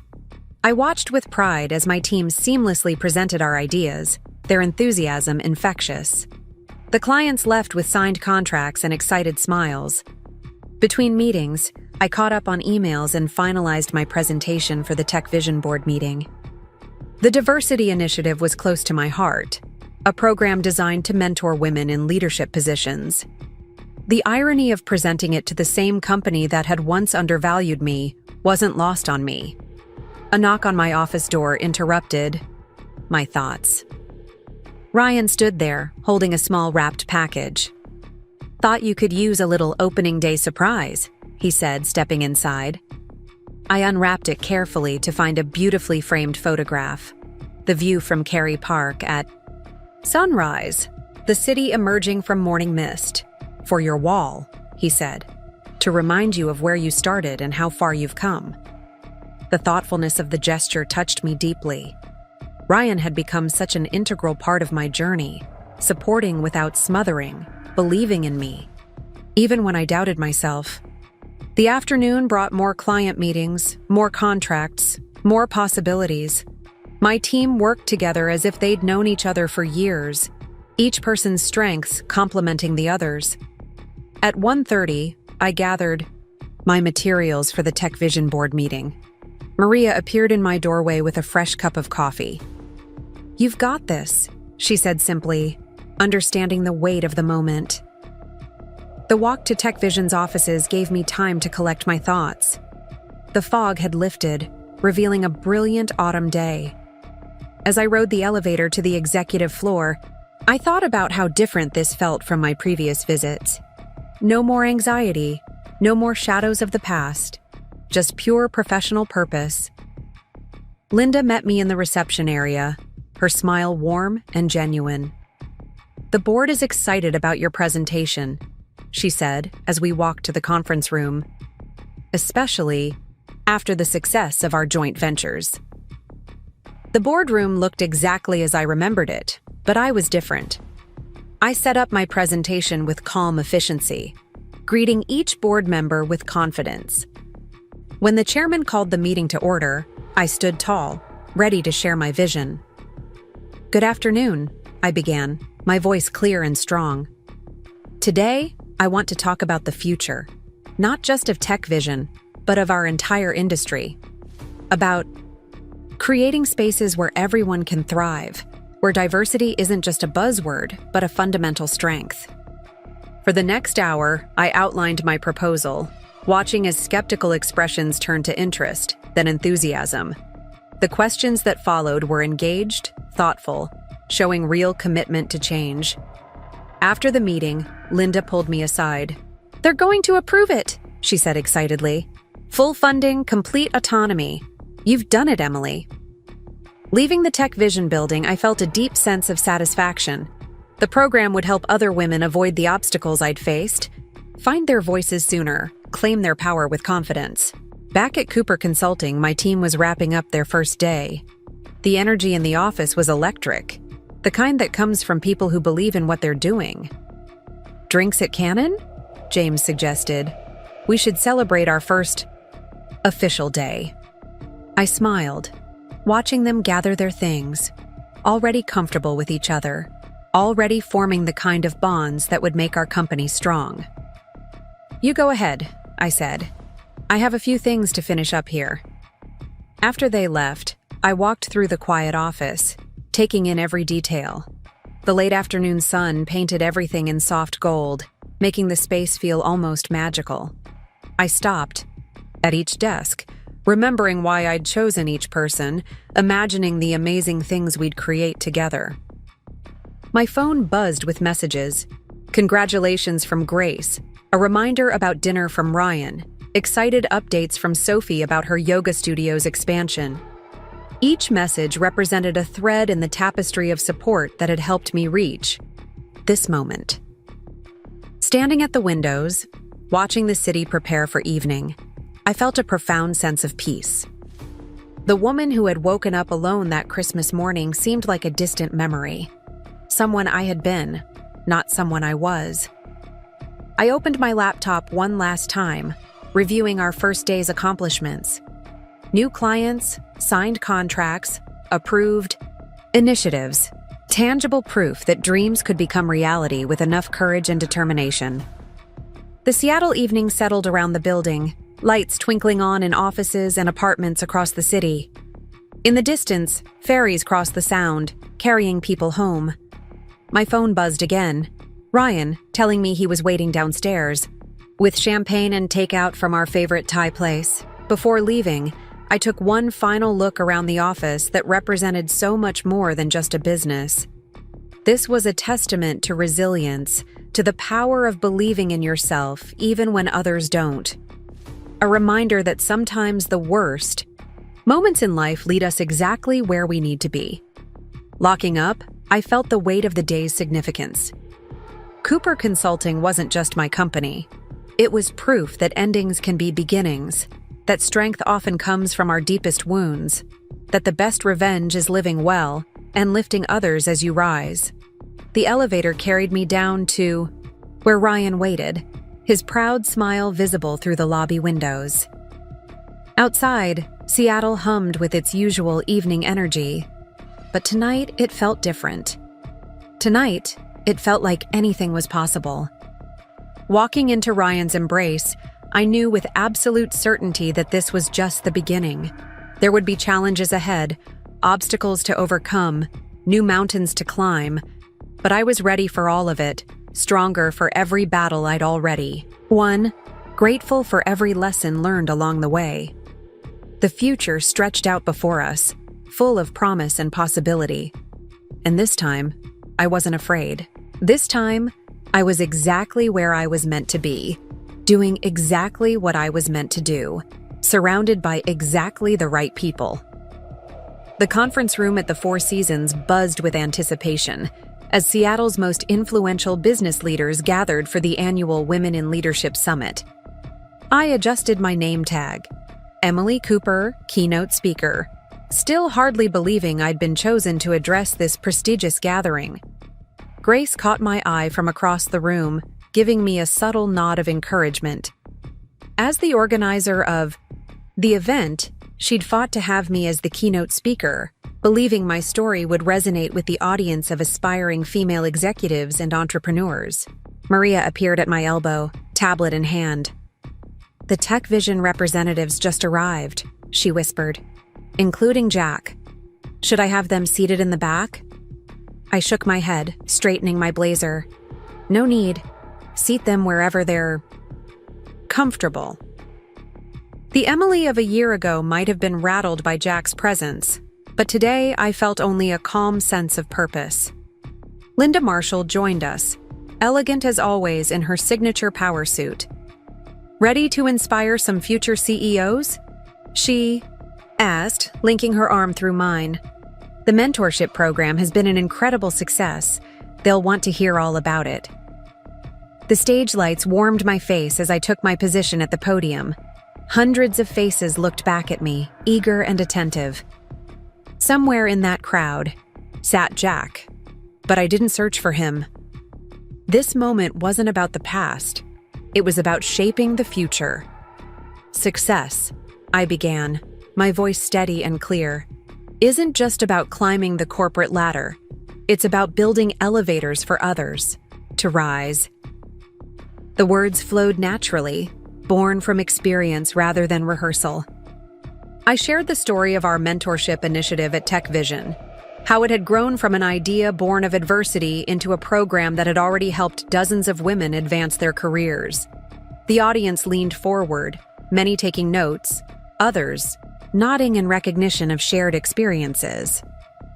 But today, I continued, I want to talk about something deeper than professional success. I want to talk about resilience, about finding strength in your darkest moments, about turning pain into purpose. A hush fell over the room as I described the journey of building Cooper Consulting, carefully omitting the personal details but emphasizing the lessons learned. In the front row, Grace beamed with pride, while Linda nodded encouragingly. The true measure of success isn't in proving others wrong, I said, nearing my conclusion. It's in proving yourself right. It's about creating spaces where others can thrive, where authenticity is valued over conformity, where leadership means lifting as you climb. The applause that followed was thunderous. As I stepped away from the podium, women began rising from their seats. The standing ovation washed over me like a wave, carrying with it the validation of shared experience and understanding. The rest of the summit passed in a blur of panel discussions and networking sessions. Young entrepreneurs sought me out, eager to share their stories and ask for advice. Each conversation reinforced what I already knew, that success meant nothing if it wasn't shared. During the afternoon break, I found a quiet moment in the hotel's rooftop garden. Seattle spread out below, the Space Needle piercing the clouds, Puget Sound glittering in the distance. My phone buzzed with a message from Ryan. Just saw the live stream. You were amazing. Dinner tonight to celebrate? Before I could reply, I heard footsteps behind me. Turning, I found Jack standing there looking uncertain. That was quite a speech, he said, maintaining a professional distance. Thank you, I replied simply, turning back to the view. I never understood, he continued, his voice quiet. What you were capable of. What you needed to become. He paused, choosing his words carefully. I'm sorry I stood in your way. I considered his words, feeling neither anger nor vindication. You didn't stand in my way, Jack. You showed me I needed to make my own path. The moment stretched between us, filled with unspoken acknowledgments. Finally, Jack nodded and turned to leave. Congratulations, Emily. You've built something remarkable. As his footsteps faded, I breathed in the crisp autumn air. Below, the city continued its eternal dance of commerce and creativity, of endings and beginnings. My phone buzzed again, Sophie this time, sending a string of proud emojis and demanding dinner details. The afternoon sessions resumed, but now there was a different energy in the room. Women who had been quiet earlier began speaking up, sharing their own stories of resilience and reinvention. I watched from the back, feeling a deep sense of satisfaction. Linda joined me, coffee in hand. You've started something powerful today, she observed. These women needed to hear that success doesn't have to look like what others expect. Grace appeared on my other side, her presence as reassuring as ever. Ready for the closing panel? They've been asking for you specifically. The final session focused on the future of women in leadership. Seated between Linda and Grace, I found myself speaking about Cooper Consulting's upcoming expansion. New offices, new programs, new opportunities to create change. As the summit wound down, women lingered, exchanging contact information and making plans to stay connected. I watched as networks formed and strengthened, knowing that each connection represented potential for growth and support. Maria approached, with my schedule for the following week: client meetings, interviews with potential new team members, planning sessions for the expansion. The life I'd built was full and purposeful, shaped by choice rather than circumstance. Ryan was waiting, in the hotel lobby, looking handsome in his architect's casual elegance. "Proud of you," he said simply, pulling me into a warm embrace. "Ready to celebrate?" The evening air was crisp as we walked to our favorite restaurant, the city lights twinkling around us like earthbound stars. Ryan's hand was warm in mine, his presence a constant reminder that love could be supportive rather than restrictive. Over dinner, we talked about the summit, about the women I'd met, about the possibilities that lay ahead. Ryan listened with genuine interest, offering insights and encouragement. This was what partnership should feel like, each person supporting the other's growth. My phone buzzed one last time, an email from the summit organizers. They wanted me to lead a workshop series, helping other women develop their leadership skills and find their authentic voices. Looking across the table at Ryan, seeing the pride and love in his eyes, I felt a profound sense of gratitude. The path hadn't been easy, but every step had led me here, to this moment, to this life, to this version of myself. The Seattle night wrapped around us like a comfort blanket, full of possibility and promise. Tomorrow would bring new challenges and opportunities, but tonight was for celebrating how far I'd come and dreaming about how far I could still go. The city lights reflected in the restaurant windows, creating a kaleidoscope of color and movement. Somewhere out there, hundreds of women were returning home inspired, ready to write their own stories of resilience and success. This was what triumph looked like, not in proving others wrong, but in helping others find their way. Not in climbing alone, but in building bridges for others to cross. Not in forgetting the past, but in transforming it into wisdom to share. The headlines in the Seattle Business Journal caught my eye as I scrolled through my morning news feed. Cooper Consulting named Most Innovative Startup of the Year. My phone immediately lit up with congratulatory messages, first from Grace, then a flood from others in my network. The recognition felt surreal. Sitting in my Pioneer Square office, watching the morning fog roll in from Puget Sound, I took a moment to absorb it all. My team would be arriving soon for our weekly strategy meeting, but for now the quiet gave me space to reflect. A knock on my door interrupted my thoughts. Sarah, our newest hire, stood in the doorway clutching a stack of portfolios. "Sorry to interrupt, but there's someone here to see you. She says she's an old friend. Eleanor Wilson?" My breath caught. I hadn't seen Jack's mother since that chance encounter at Pike Place Market. "Send her in," I heard myself say, standing up to face whatever was coming. Eleanor looked different somehow, softer around the edges, less imperial. She held a small gift bag in her hands, fidgeting with the handles in an uncharacteristically nervous gesture.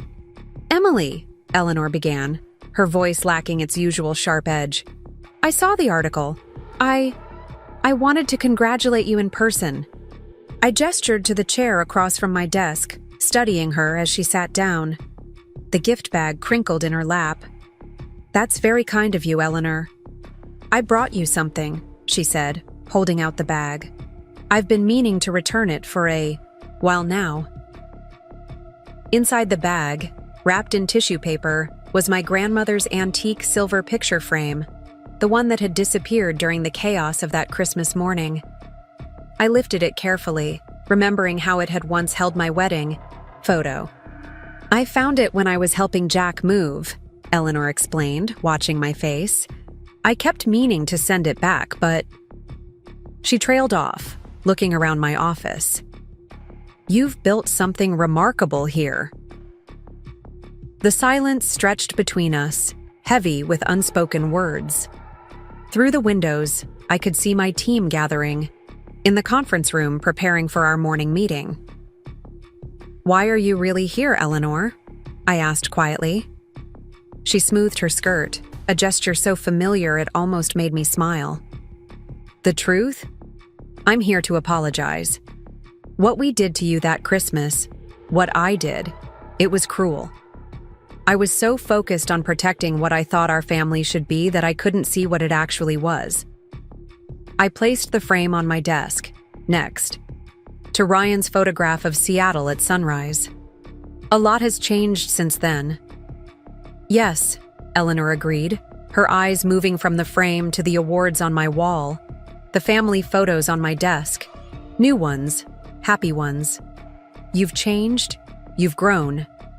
Meanwhile, our family. She paused, swallowing hard. Well, let's just say karma has a way of evening things out. A notification popped up on my computer screen. 5 minutes until the strategy meeting. Eleanor noticed and began to stand. I should go. You're busy, successful. I just needed you to know that I was wrong about you, about everything. As she reached the door, she turned back. The article mentioned your mentorship program, helping women rebuild their lives after setbacks. It's good work you're doing. I studied her face, seeing past the perfect makeup to the vulnerability beneath. We have sessions every Thursday evening, if you're ever interested. Something flickered in her eyes. Surprise, maybe hope. She nodded once, then slipped out the door. Maria appeared almost immediately, tablet in hand. Everything okay? The team's ready when you are. I picked up my grandmother's frame, running my finger along its intricate silver work. Actually, everything's perfect. Let's talk about expanding the Thursday night program. The strategy meeting was energetic, full of ideas and possibilities. My team had grown to 15 now, each person chosen not just for their skills, but for their commitment to our mission of empowerment and change. The newspaper article has already generated interest, James reported, pulling up analytics on the main screen.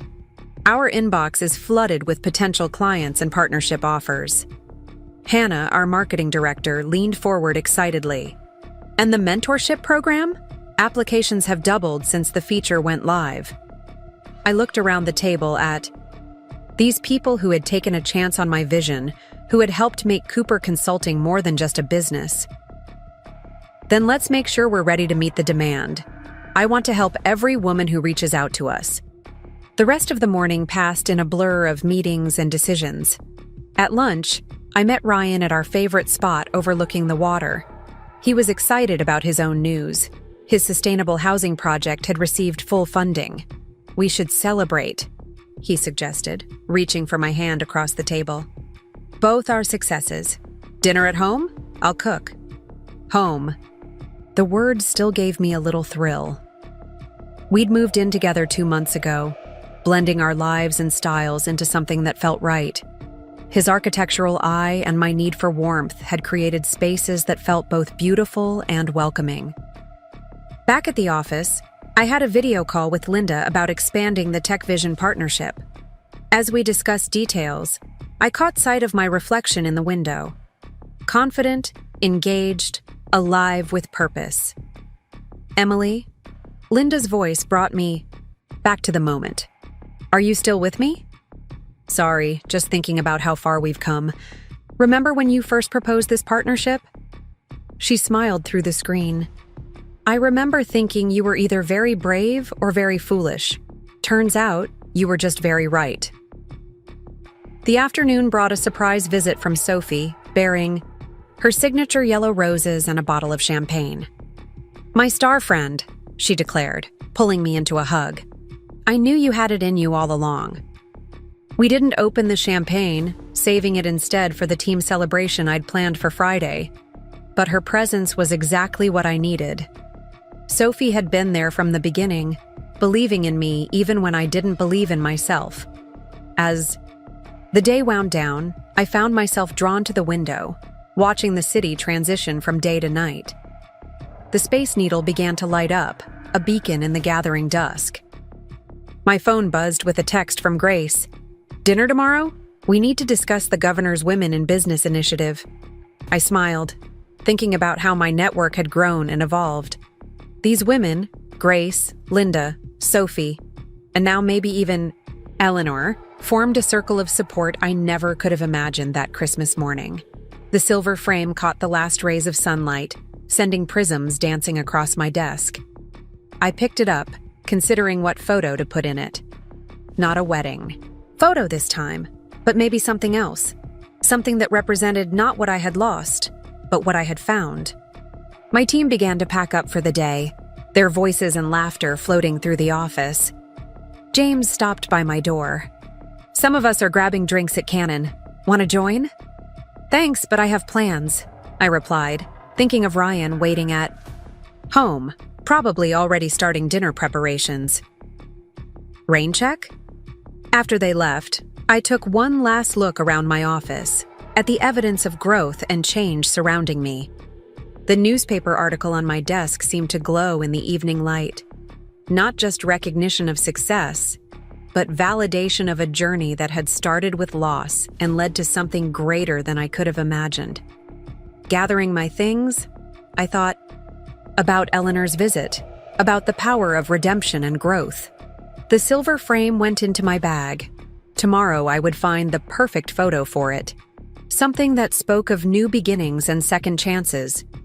The Seattle night embraced me as I stepped out onto the street, its familiar energy wrapping around me like a welcome friend.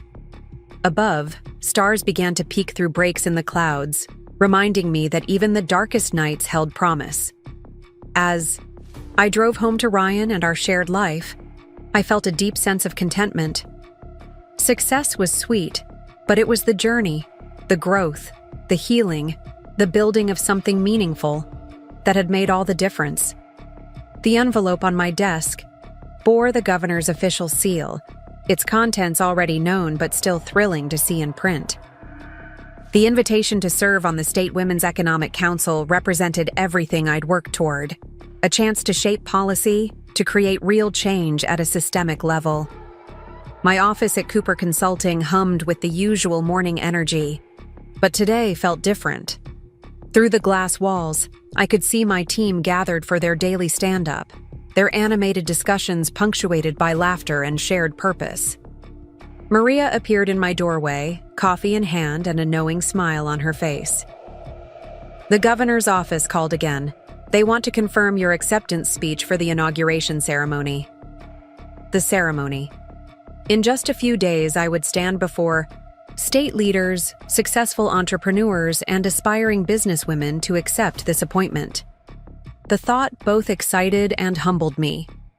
A notification popped up on my computer, a reminder about today's mentorship session. Eleanor had become a regular attendee, slowly finding her own voice among the women who gathered to share their stories of resilience and reinvention. Through my office windows, Seattle's skyline stretched toward a surprisingly clear winter sky. A text from Ryan lit up my phone. "Just heard the news about the council appointment. Celebration dinner tonight? I'm thinking that new place on Capitol Hill." Before I could reply, Grace swept into my office, radiating excitement. "I just came from the planning committee meeting. The council appointment is just the beginning. They're talking about expanding the initiative nationwide." I gestured for her to sit, taking in this new information. "Nationwide? That's a huge undertaking." "And you're perfectly positioned to lead it," Grace said, her tone brooking no argument. "Your story, your success with Cooper Consulting, the mentorship program, you've created a blueprint for change." The mentorship program had indeed grown beyond our initial vision. What started as weekly sessions in our conference room had expanded to multiple locations across Seattle, reaching women from all walks of life. A knock on my door interrupted our discussion. Sarah, now our program director, entered with a tablet full of statistics. "Sorry to interrupt, but you need to see these numbers. Last month's success rates are off the charts." I studied the data as Sarah explained. Employment rates, salary increases, new business launches. Each number represented a woman who had found her path, who had transformed her life. "Emily," Maria's voice came through the intercom, "your 2:00 is here early. And Linda from Tech Vision is on line 1 about the joint venture proposal." Grace stood, straightening her impeccable suit. "I'll let you get back to it. But think about what I said. This could be bigger than Seattle, bigger than all of us. As Grace left, I took a moment to absorb everything. The council appointment, the possibility of national expansion, the growing success of our programs. Each piece fitting together like a puzzle I hadn't known I was solving. The afternoon. Mentorship session filled our largest conference room. Eleanor sat in her usual spot, taking notes as women shared their stories. She'd found her own way to contribute, offering insights from her years of experience in Seattle's social circles, helping others navigate the unwritten rules of business networking. The thing about power, she was saying to a young entrepreneur, is that it's not about having it, it's about sharing it. I wish I'd understood that sooner. I watched from the doorway as heads nodded in agreement. These sessions had become more than just professional development. They were about building a community, about women supporting women in ways I once thought impossible. My phone buzzed with another text from Ryan. Made the reservations. Also, that house we looked at in Queen Anne just came back on the market. Should I call the agent? The house, a beautiful craftsman with views of the Sound, had captured our imagination last month. It needed work, but Ryan's architectural vision and my growing confidence in building things from scratch made that seem more exciting than daunting. The rest of the afternoon passed in a blur of meetings and decisions. James presented the quarterly results. Cooper Consulting had exceeded all projections. Hannah unveiled plans for our new marketing campaign, focused on amplifying women's voices in the tech industry. As evening approached, I gathered my things, including the governor's invitation and a stack of program applications for review. The Seattle sunset painted the sky in dramatic purples and oranges, a fitting backdrop for a day filled with possibilities. Maria caught me at the elevator. Before you go, the National Women's Business magazine called. They want to do a cover story. Something about rising from the ashes, the new face of female leadership. I smiled, thinking about how far we'd all come. Tell them yes, but with one condition. We feature the mentorship program participants. Their stories deserve to be told too. The drive to the restaurant gave me time to reflect. The council appointment would mean new responsibilities, new challenges. But it would also mean new opportunities to create change, to help others find their strength. Ryan waited outside the restaurant, looking handsome in his architect's casual elegance. His face lit up when he saw me, still making my heart skip after all this time. Ready to celebrate, Councilmember Cooper? Inside, over glasses of champagne, we talked about everything: the appointment, the house, our shared future. Ryan's own firm was thriving, his sustainable design principles changing how Seattle thought about urban development. You know what this means? He said, reaching for my hand across the table. We're both building things that matter, just in different ways. My phone buzzed one last time. Sophie sending her usual mix of emojis and exclamation points about the council news. She'd opened her third yoga studio, her own dreams expanding alongside mine. Looking around the restaurant, I caught glimpses of Seattle's movers and shakers. Some I now called friends, others whose paths had crossed mine in unexpected ways. Each connection represented a thread in the tapestry of support that had helped me rebuild my life. So, Ryan said as dessert arrived, about that house. I squeezed his hand, already knowing my answer. We were ready for this next step, ready to build something new together. The house, like everything else in my life now, represented possibility rather than obligation. The Seattle night wrapped around us as we left the restaurant, the city alive with energy and promise. Tomorrow would bring new challenges: the council, acceptance speech to write, programs to expand, lives to help transform. But tonight was for celebrating how far we'd come and dreaming about how far we could still go. The woman who had once lost everything had found something greater. Not just success or love, but purpose. Above us, stars peeked through breaks. In the Seattle clouds, witnesses to countless stories of endings and beginnings. Mine was just one among many, but it had become something I never expected. A beacon of hope for others, proof that the darkest moments could lead to the brightest futures. The flash of cameras illuminated the ornate ballroom of the Four Seasons as I took my place at the podium. Below, Seattle's most influential leaders gathered for the Governor's Economic Innovation Awards. The room buzzed with anticipation, not just for my speech, but for the announcement that would follow. Innovation isn't just about technology or profit margins, I began, my voice carrying clearly through the space. It's about reimagining what's possible, about creating systems that serve everyone, not just a privileged few.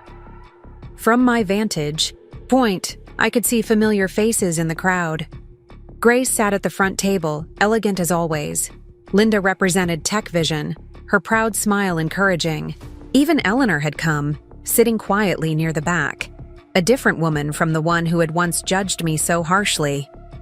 The speech I'd prepared felt suddenly inadequate.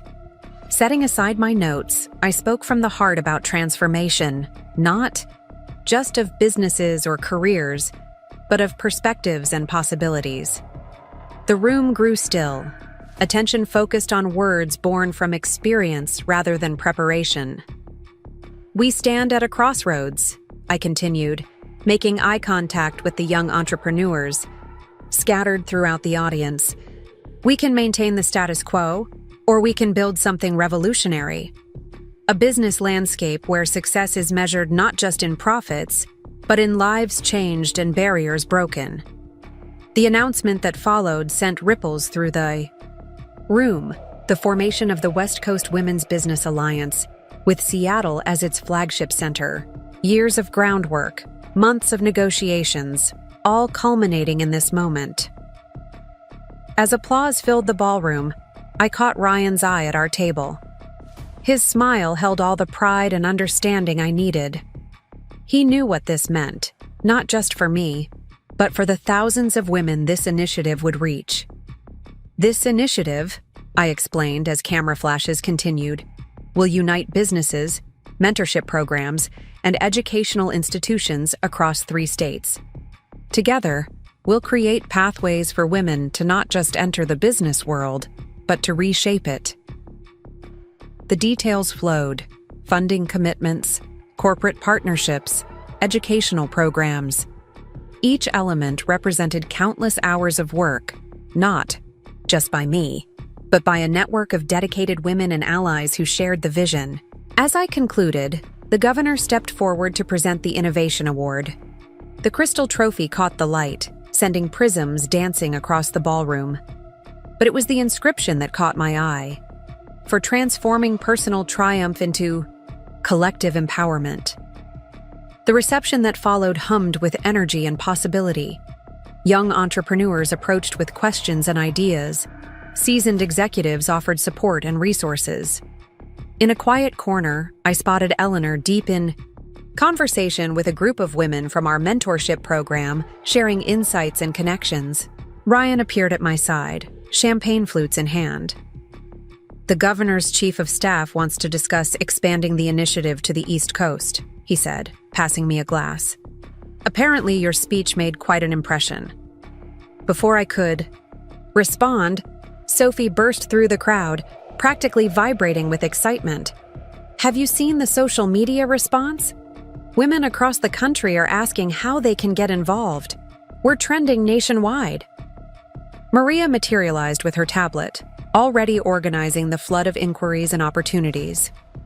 The New York Times wants an interview, and there's a TED Talk invitation waiting in your inbox. I took a moment to absorb it all, watching the room full of people energized by possibility. This was so much bigger than my personal journey now. It had become a movement, a catalyst for change. Grace joined our group, her eyes twinkling. I remember telling you once that every setback could become a setup for something greater. I don't think even I imagined this. The evening continued, a whirlwind of conversations and connections. Linda shared Tech Vision's plans to implement similar programs nationally. Eleanor introduced me to key social influencers who could amplify our message. Each interaction added another thread to the tapestry of transformation we were weaving. As the formal event wound down, a smaller group gathered in the hotel's rooftop garden. The Seattle skyline provided a glittering backdrop as we discussed next steps and future plans. The key, I found myself explaining to a young CEO, is understanding that true success isn't a zero-sum game. When we lift others as we climb, we all rise higher. Ryan's hand found mine as we listened to others share their visions and commitments. His architectural firm had pledged to create women-centric workspaces in each city where the Alliance would operate, spaces designed to foster collaboration and growth. My phone buzzed with messages from across the country, women inspired by the initiative, ready to bring it to their own communities. Each notification represented another opportunity to create change, to transform pain into purpose. James approached with updated statistics from our pilot programs. Employment rates, salary increases, new business launches. The numbers told a story of lives transformed, of barriers broken, of dreams realized. Sarah, now overseeing our national program development, joined us with exciting news. Universities are reaching out, wanting to integrate our curriculum into their business programs. We're changing how the next generation thinks about leadership. The night air carried the scent of possibility as conversations continued under the stars. Plans were made, partnerships formed, dreams expanded. This wasn't just about business anymore. It was about creating a legacy of empowerment and change. Hannah presented preliminary marketing materials for the national rollout, powerful images and messages that captured the essence of our mission. We're not just telling success stories, she explained. We're showing women they can write their own. As the evening drew to a close, I found myself at the rooftop's edge, taking in the city that had witnessed my journey. Seattle sparkled below, each light representing countless stories of struggle and triumph, of endings and beginnings. Ryan appeared beside me, his presence as steady as always. "Proud of you, brave girl," he said softly, using the nickname that had come to mean so much. The future stretched out before us, full of challenges and opportunities. The Alliance would require dedication, innovation, and endless energy. But looking at the people gathered on that rooftop, allies and supporters, mentors and mentees, I knew we were ready. Tomorrow would bring meetings and decisions, strategies and plans. The real work was just beginning. But tonight, under the Seattle stars, we celebrated not just what we had achieved, but what we would build together. The raw woman who had once faced Christmas morning alone could never have imagined this moment. But then again, sometimes the best things in life come from the moments we think will break us, from the courage to begin again, from the strength to help others find their way. As guests began to leave, each carrying with them a piece of the vision we'd shared, I felt a profound sense of purpose. This wasn't the end of a journey, but rather the beginning of something greater, a movement that would ripple out across cities and states, changing lives and reshaping futures. The Seattle night wrapped around us like a promise, full of possibility and hope. Above, stars twinkled through breaks in the clouds, witnesses to countless stories of transformation. Mine had become more than just a personal triumph. It had become a catalyst for change, a beacon of hope for others just beginning their own journeys of discovery and empowerment. The winter sun streamed through the windows of my Queen Anne home as I finished wrapping the last Christmas present. A year had passed since that morning that changed everything, yet it felt like a lifetime ago. The house filled with the aroma of fresh-baked cookies and pine from the Christmas tree Ryan and I had decorated together. Sophie burst through the front door, arms laden with more presents and decorations. "The caterers are all set for tomorrow," she announced, dropping everything on the couch. And Grace just texted, she's bringing her famous mulled wine. Tomorrow would be different from any Christmas I'd celebrated before.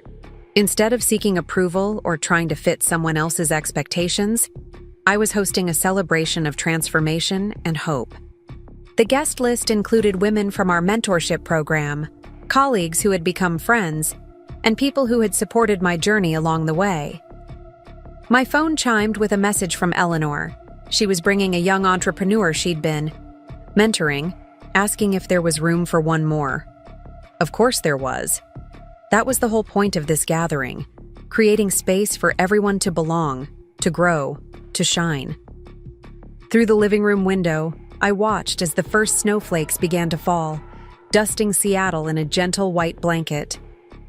Ryan's car pulled into the driveway, returning from his last-minute shopping run. This Christmas marked not just an ending, but a beginning, a celebration of how far we'd all come, and the promise of where we were going. The sound of Ryan's key in the lock brought me back to the present. He entered with a gust of cold air and snowflakes, carrying bags from Pike Place. "Market. Got everything for tomorrow," he announced, setting them down, including those special cheeses Grace loves. Maria arrived next, laptop in hand despite my insistence that this was a planning-free evening. "Just one last thing," she said, settling onto the couch. "The January program registration numbers. They're unprecedented. We might need to expand again." The living room gradually filled with familiar faces. Hannah brought prototype designs for our new community center. James arrived with his wife, both carrying dishes for tomorrow's feast. Each person who entered added their own warmth to the space, their own thread to the tapestry of connection we'd woven. "Remember last Christmas?" Sophie asked quietly as we arranged appetizers in the kitchen. "Look at you now. Look at all of this." I did remember. The pain, the shock, the feeling of my world shattering. But standing in this kitchen, surrounded by love and purpose, those memories had lost their power to hurt.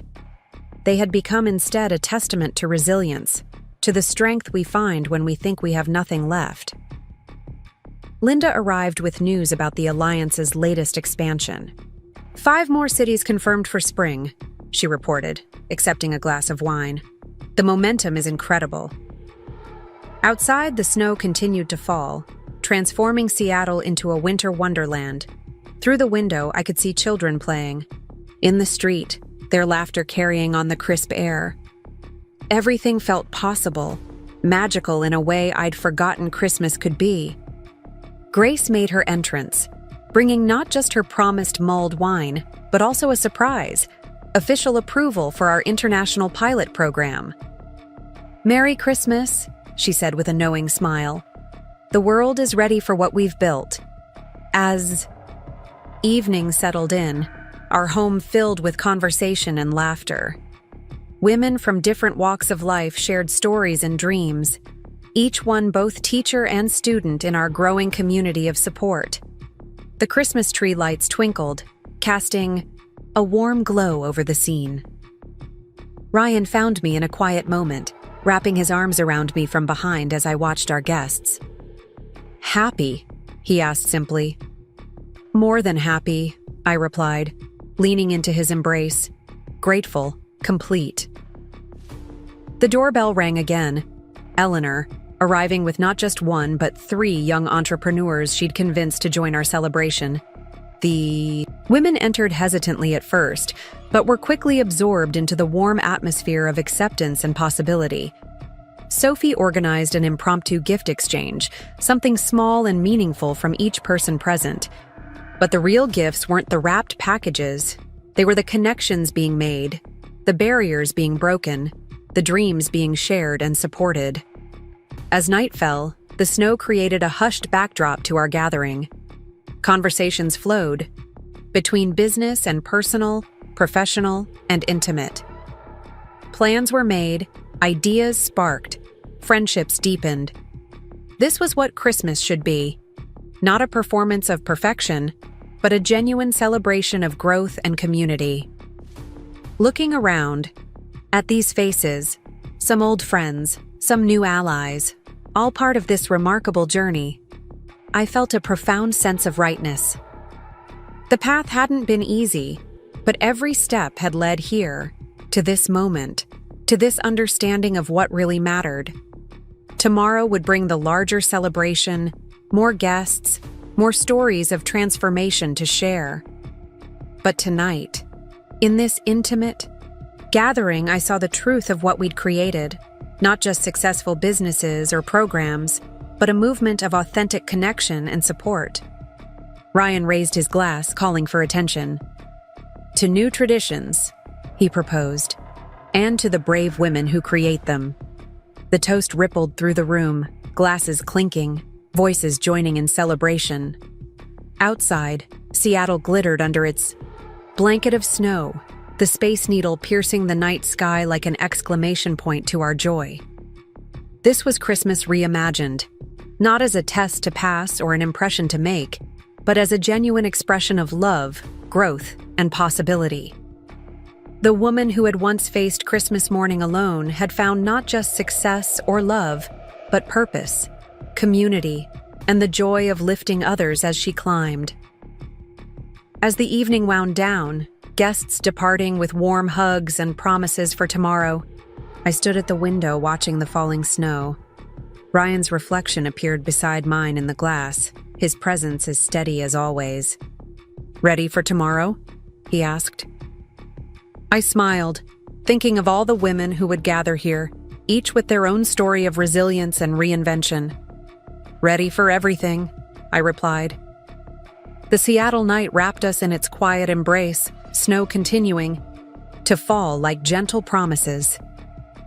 Above, stars peeked through breaks in the clouds, witnesses to countless stories of transformation. Mine had become more than just a personal triumph. It had become a beacon of hope, a testament to the power of beginning again, of turning pain into purpose, of creating light from darkness. Tomorrow would bring new challenges, new opportunities, new chances to make a difference. But tonight, in this moment of quiet joy, I felt the truth of what we'd built. Not just a successful life, but a meaningful one, rich with purpose and possibility. Up next, you've got 2 more standout stories right on your screen. If this one hit the mark, you won't want to pass these up. Just click and check them out.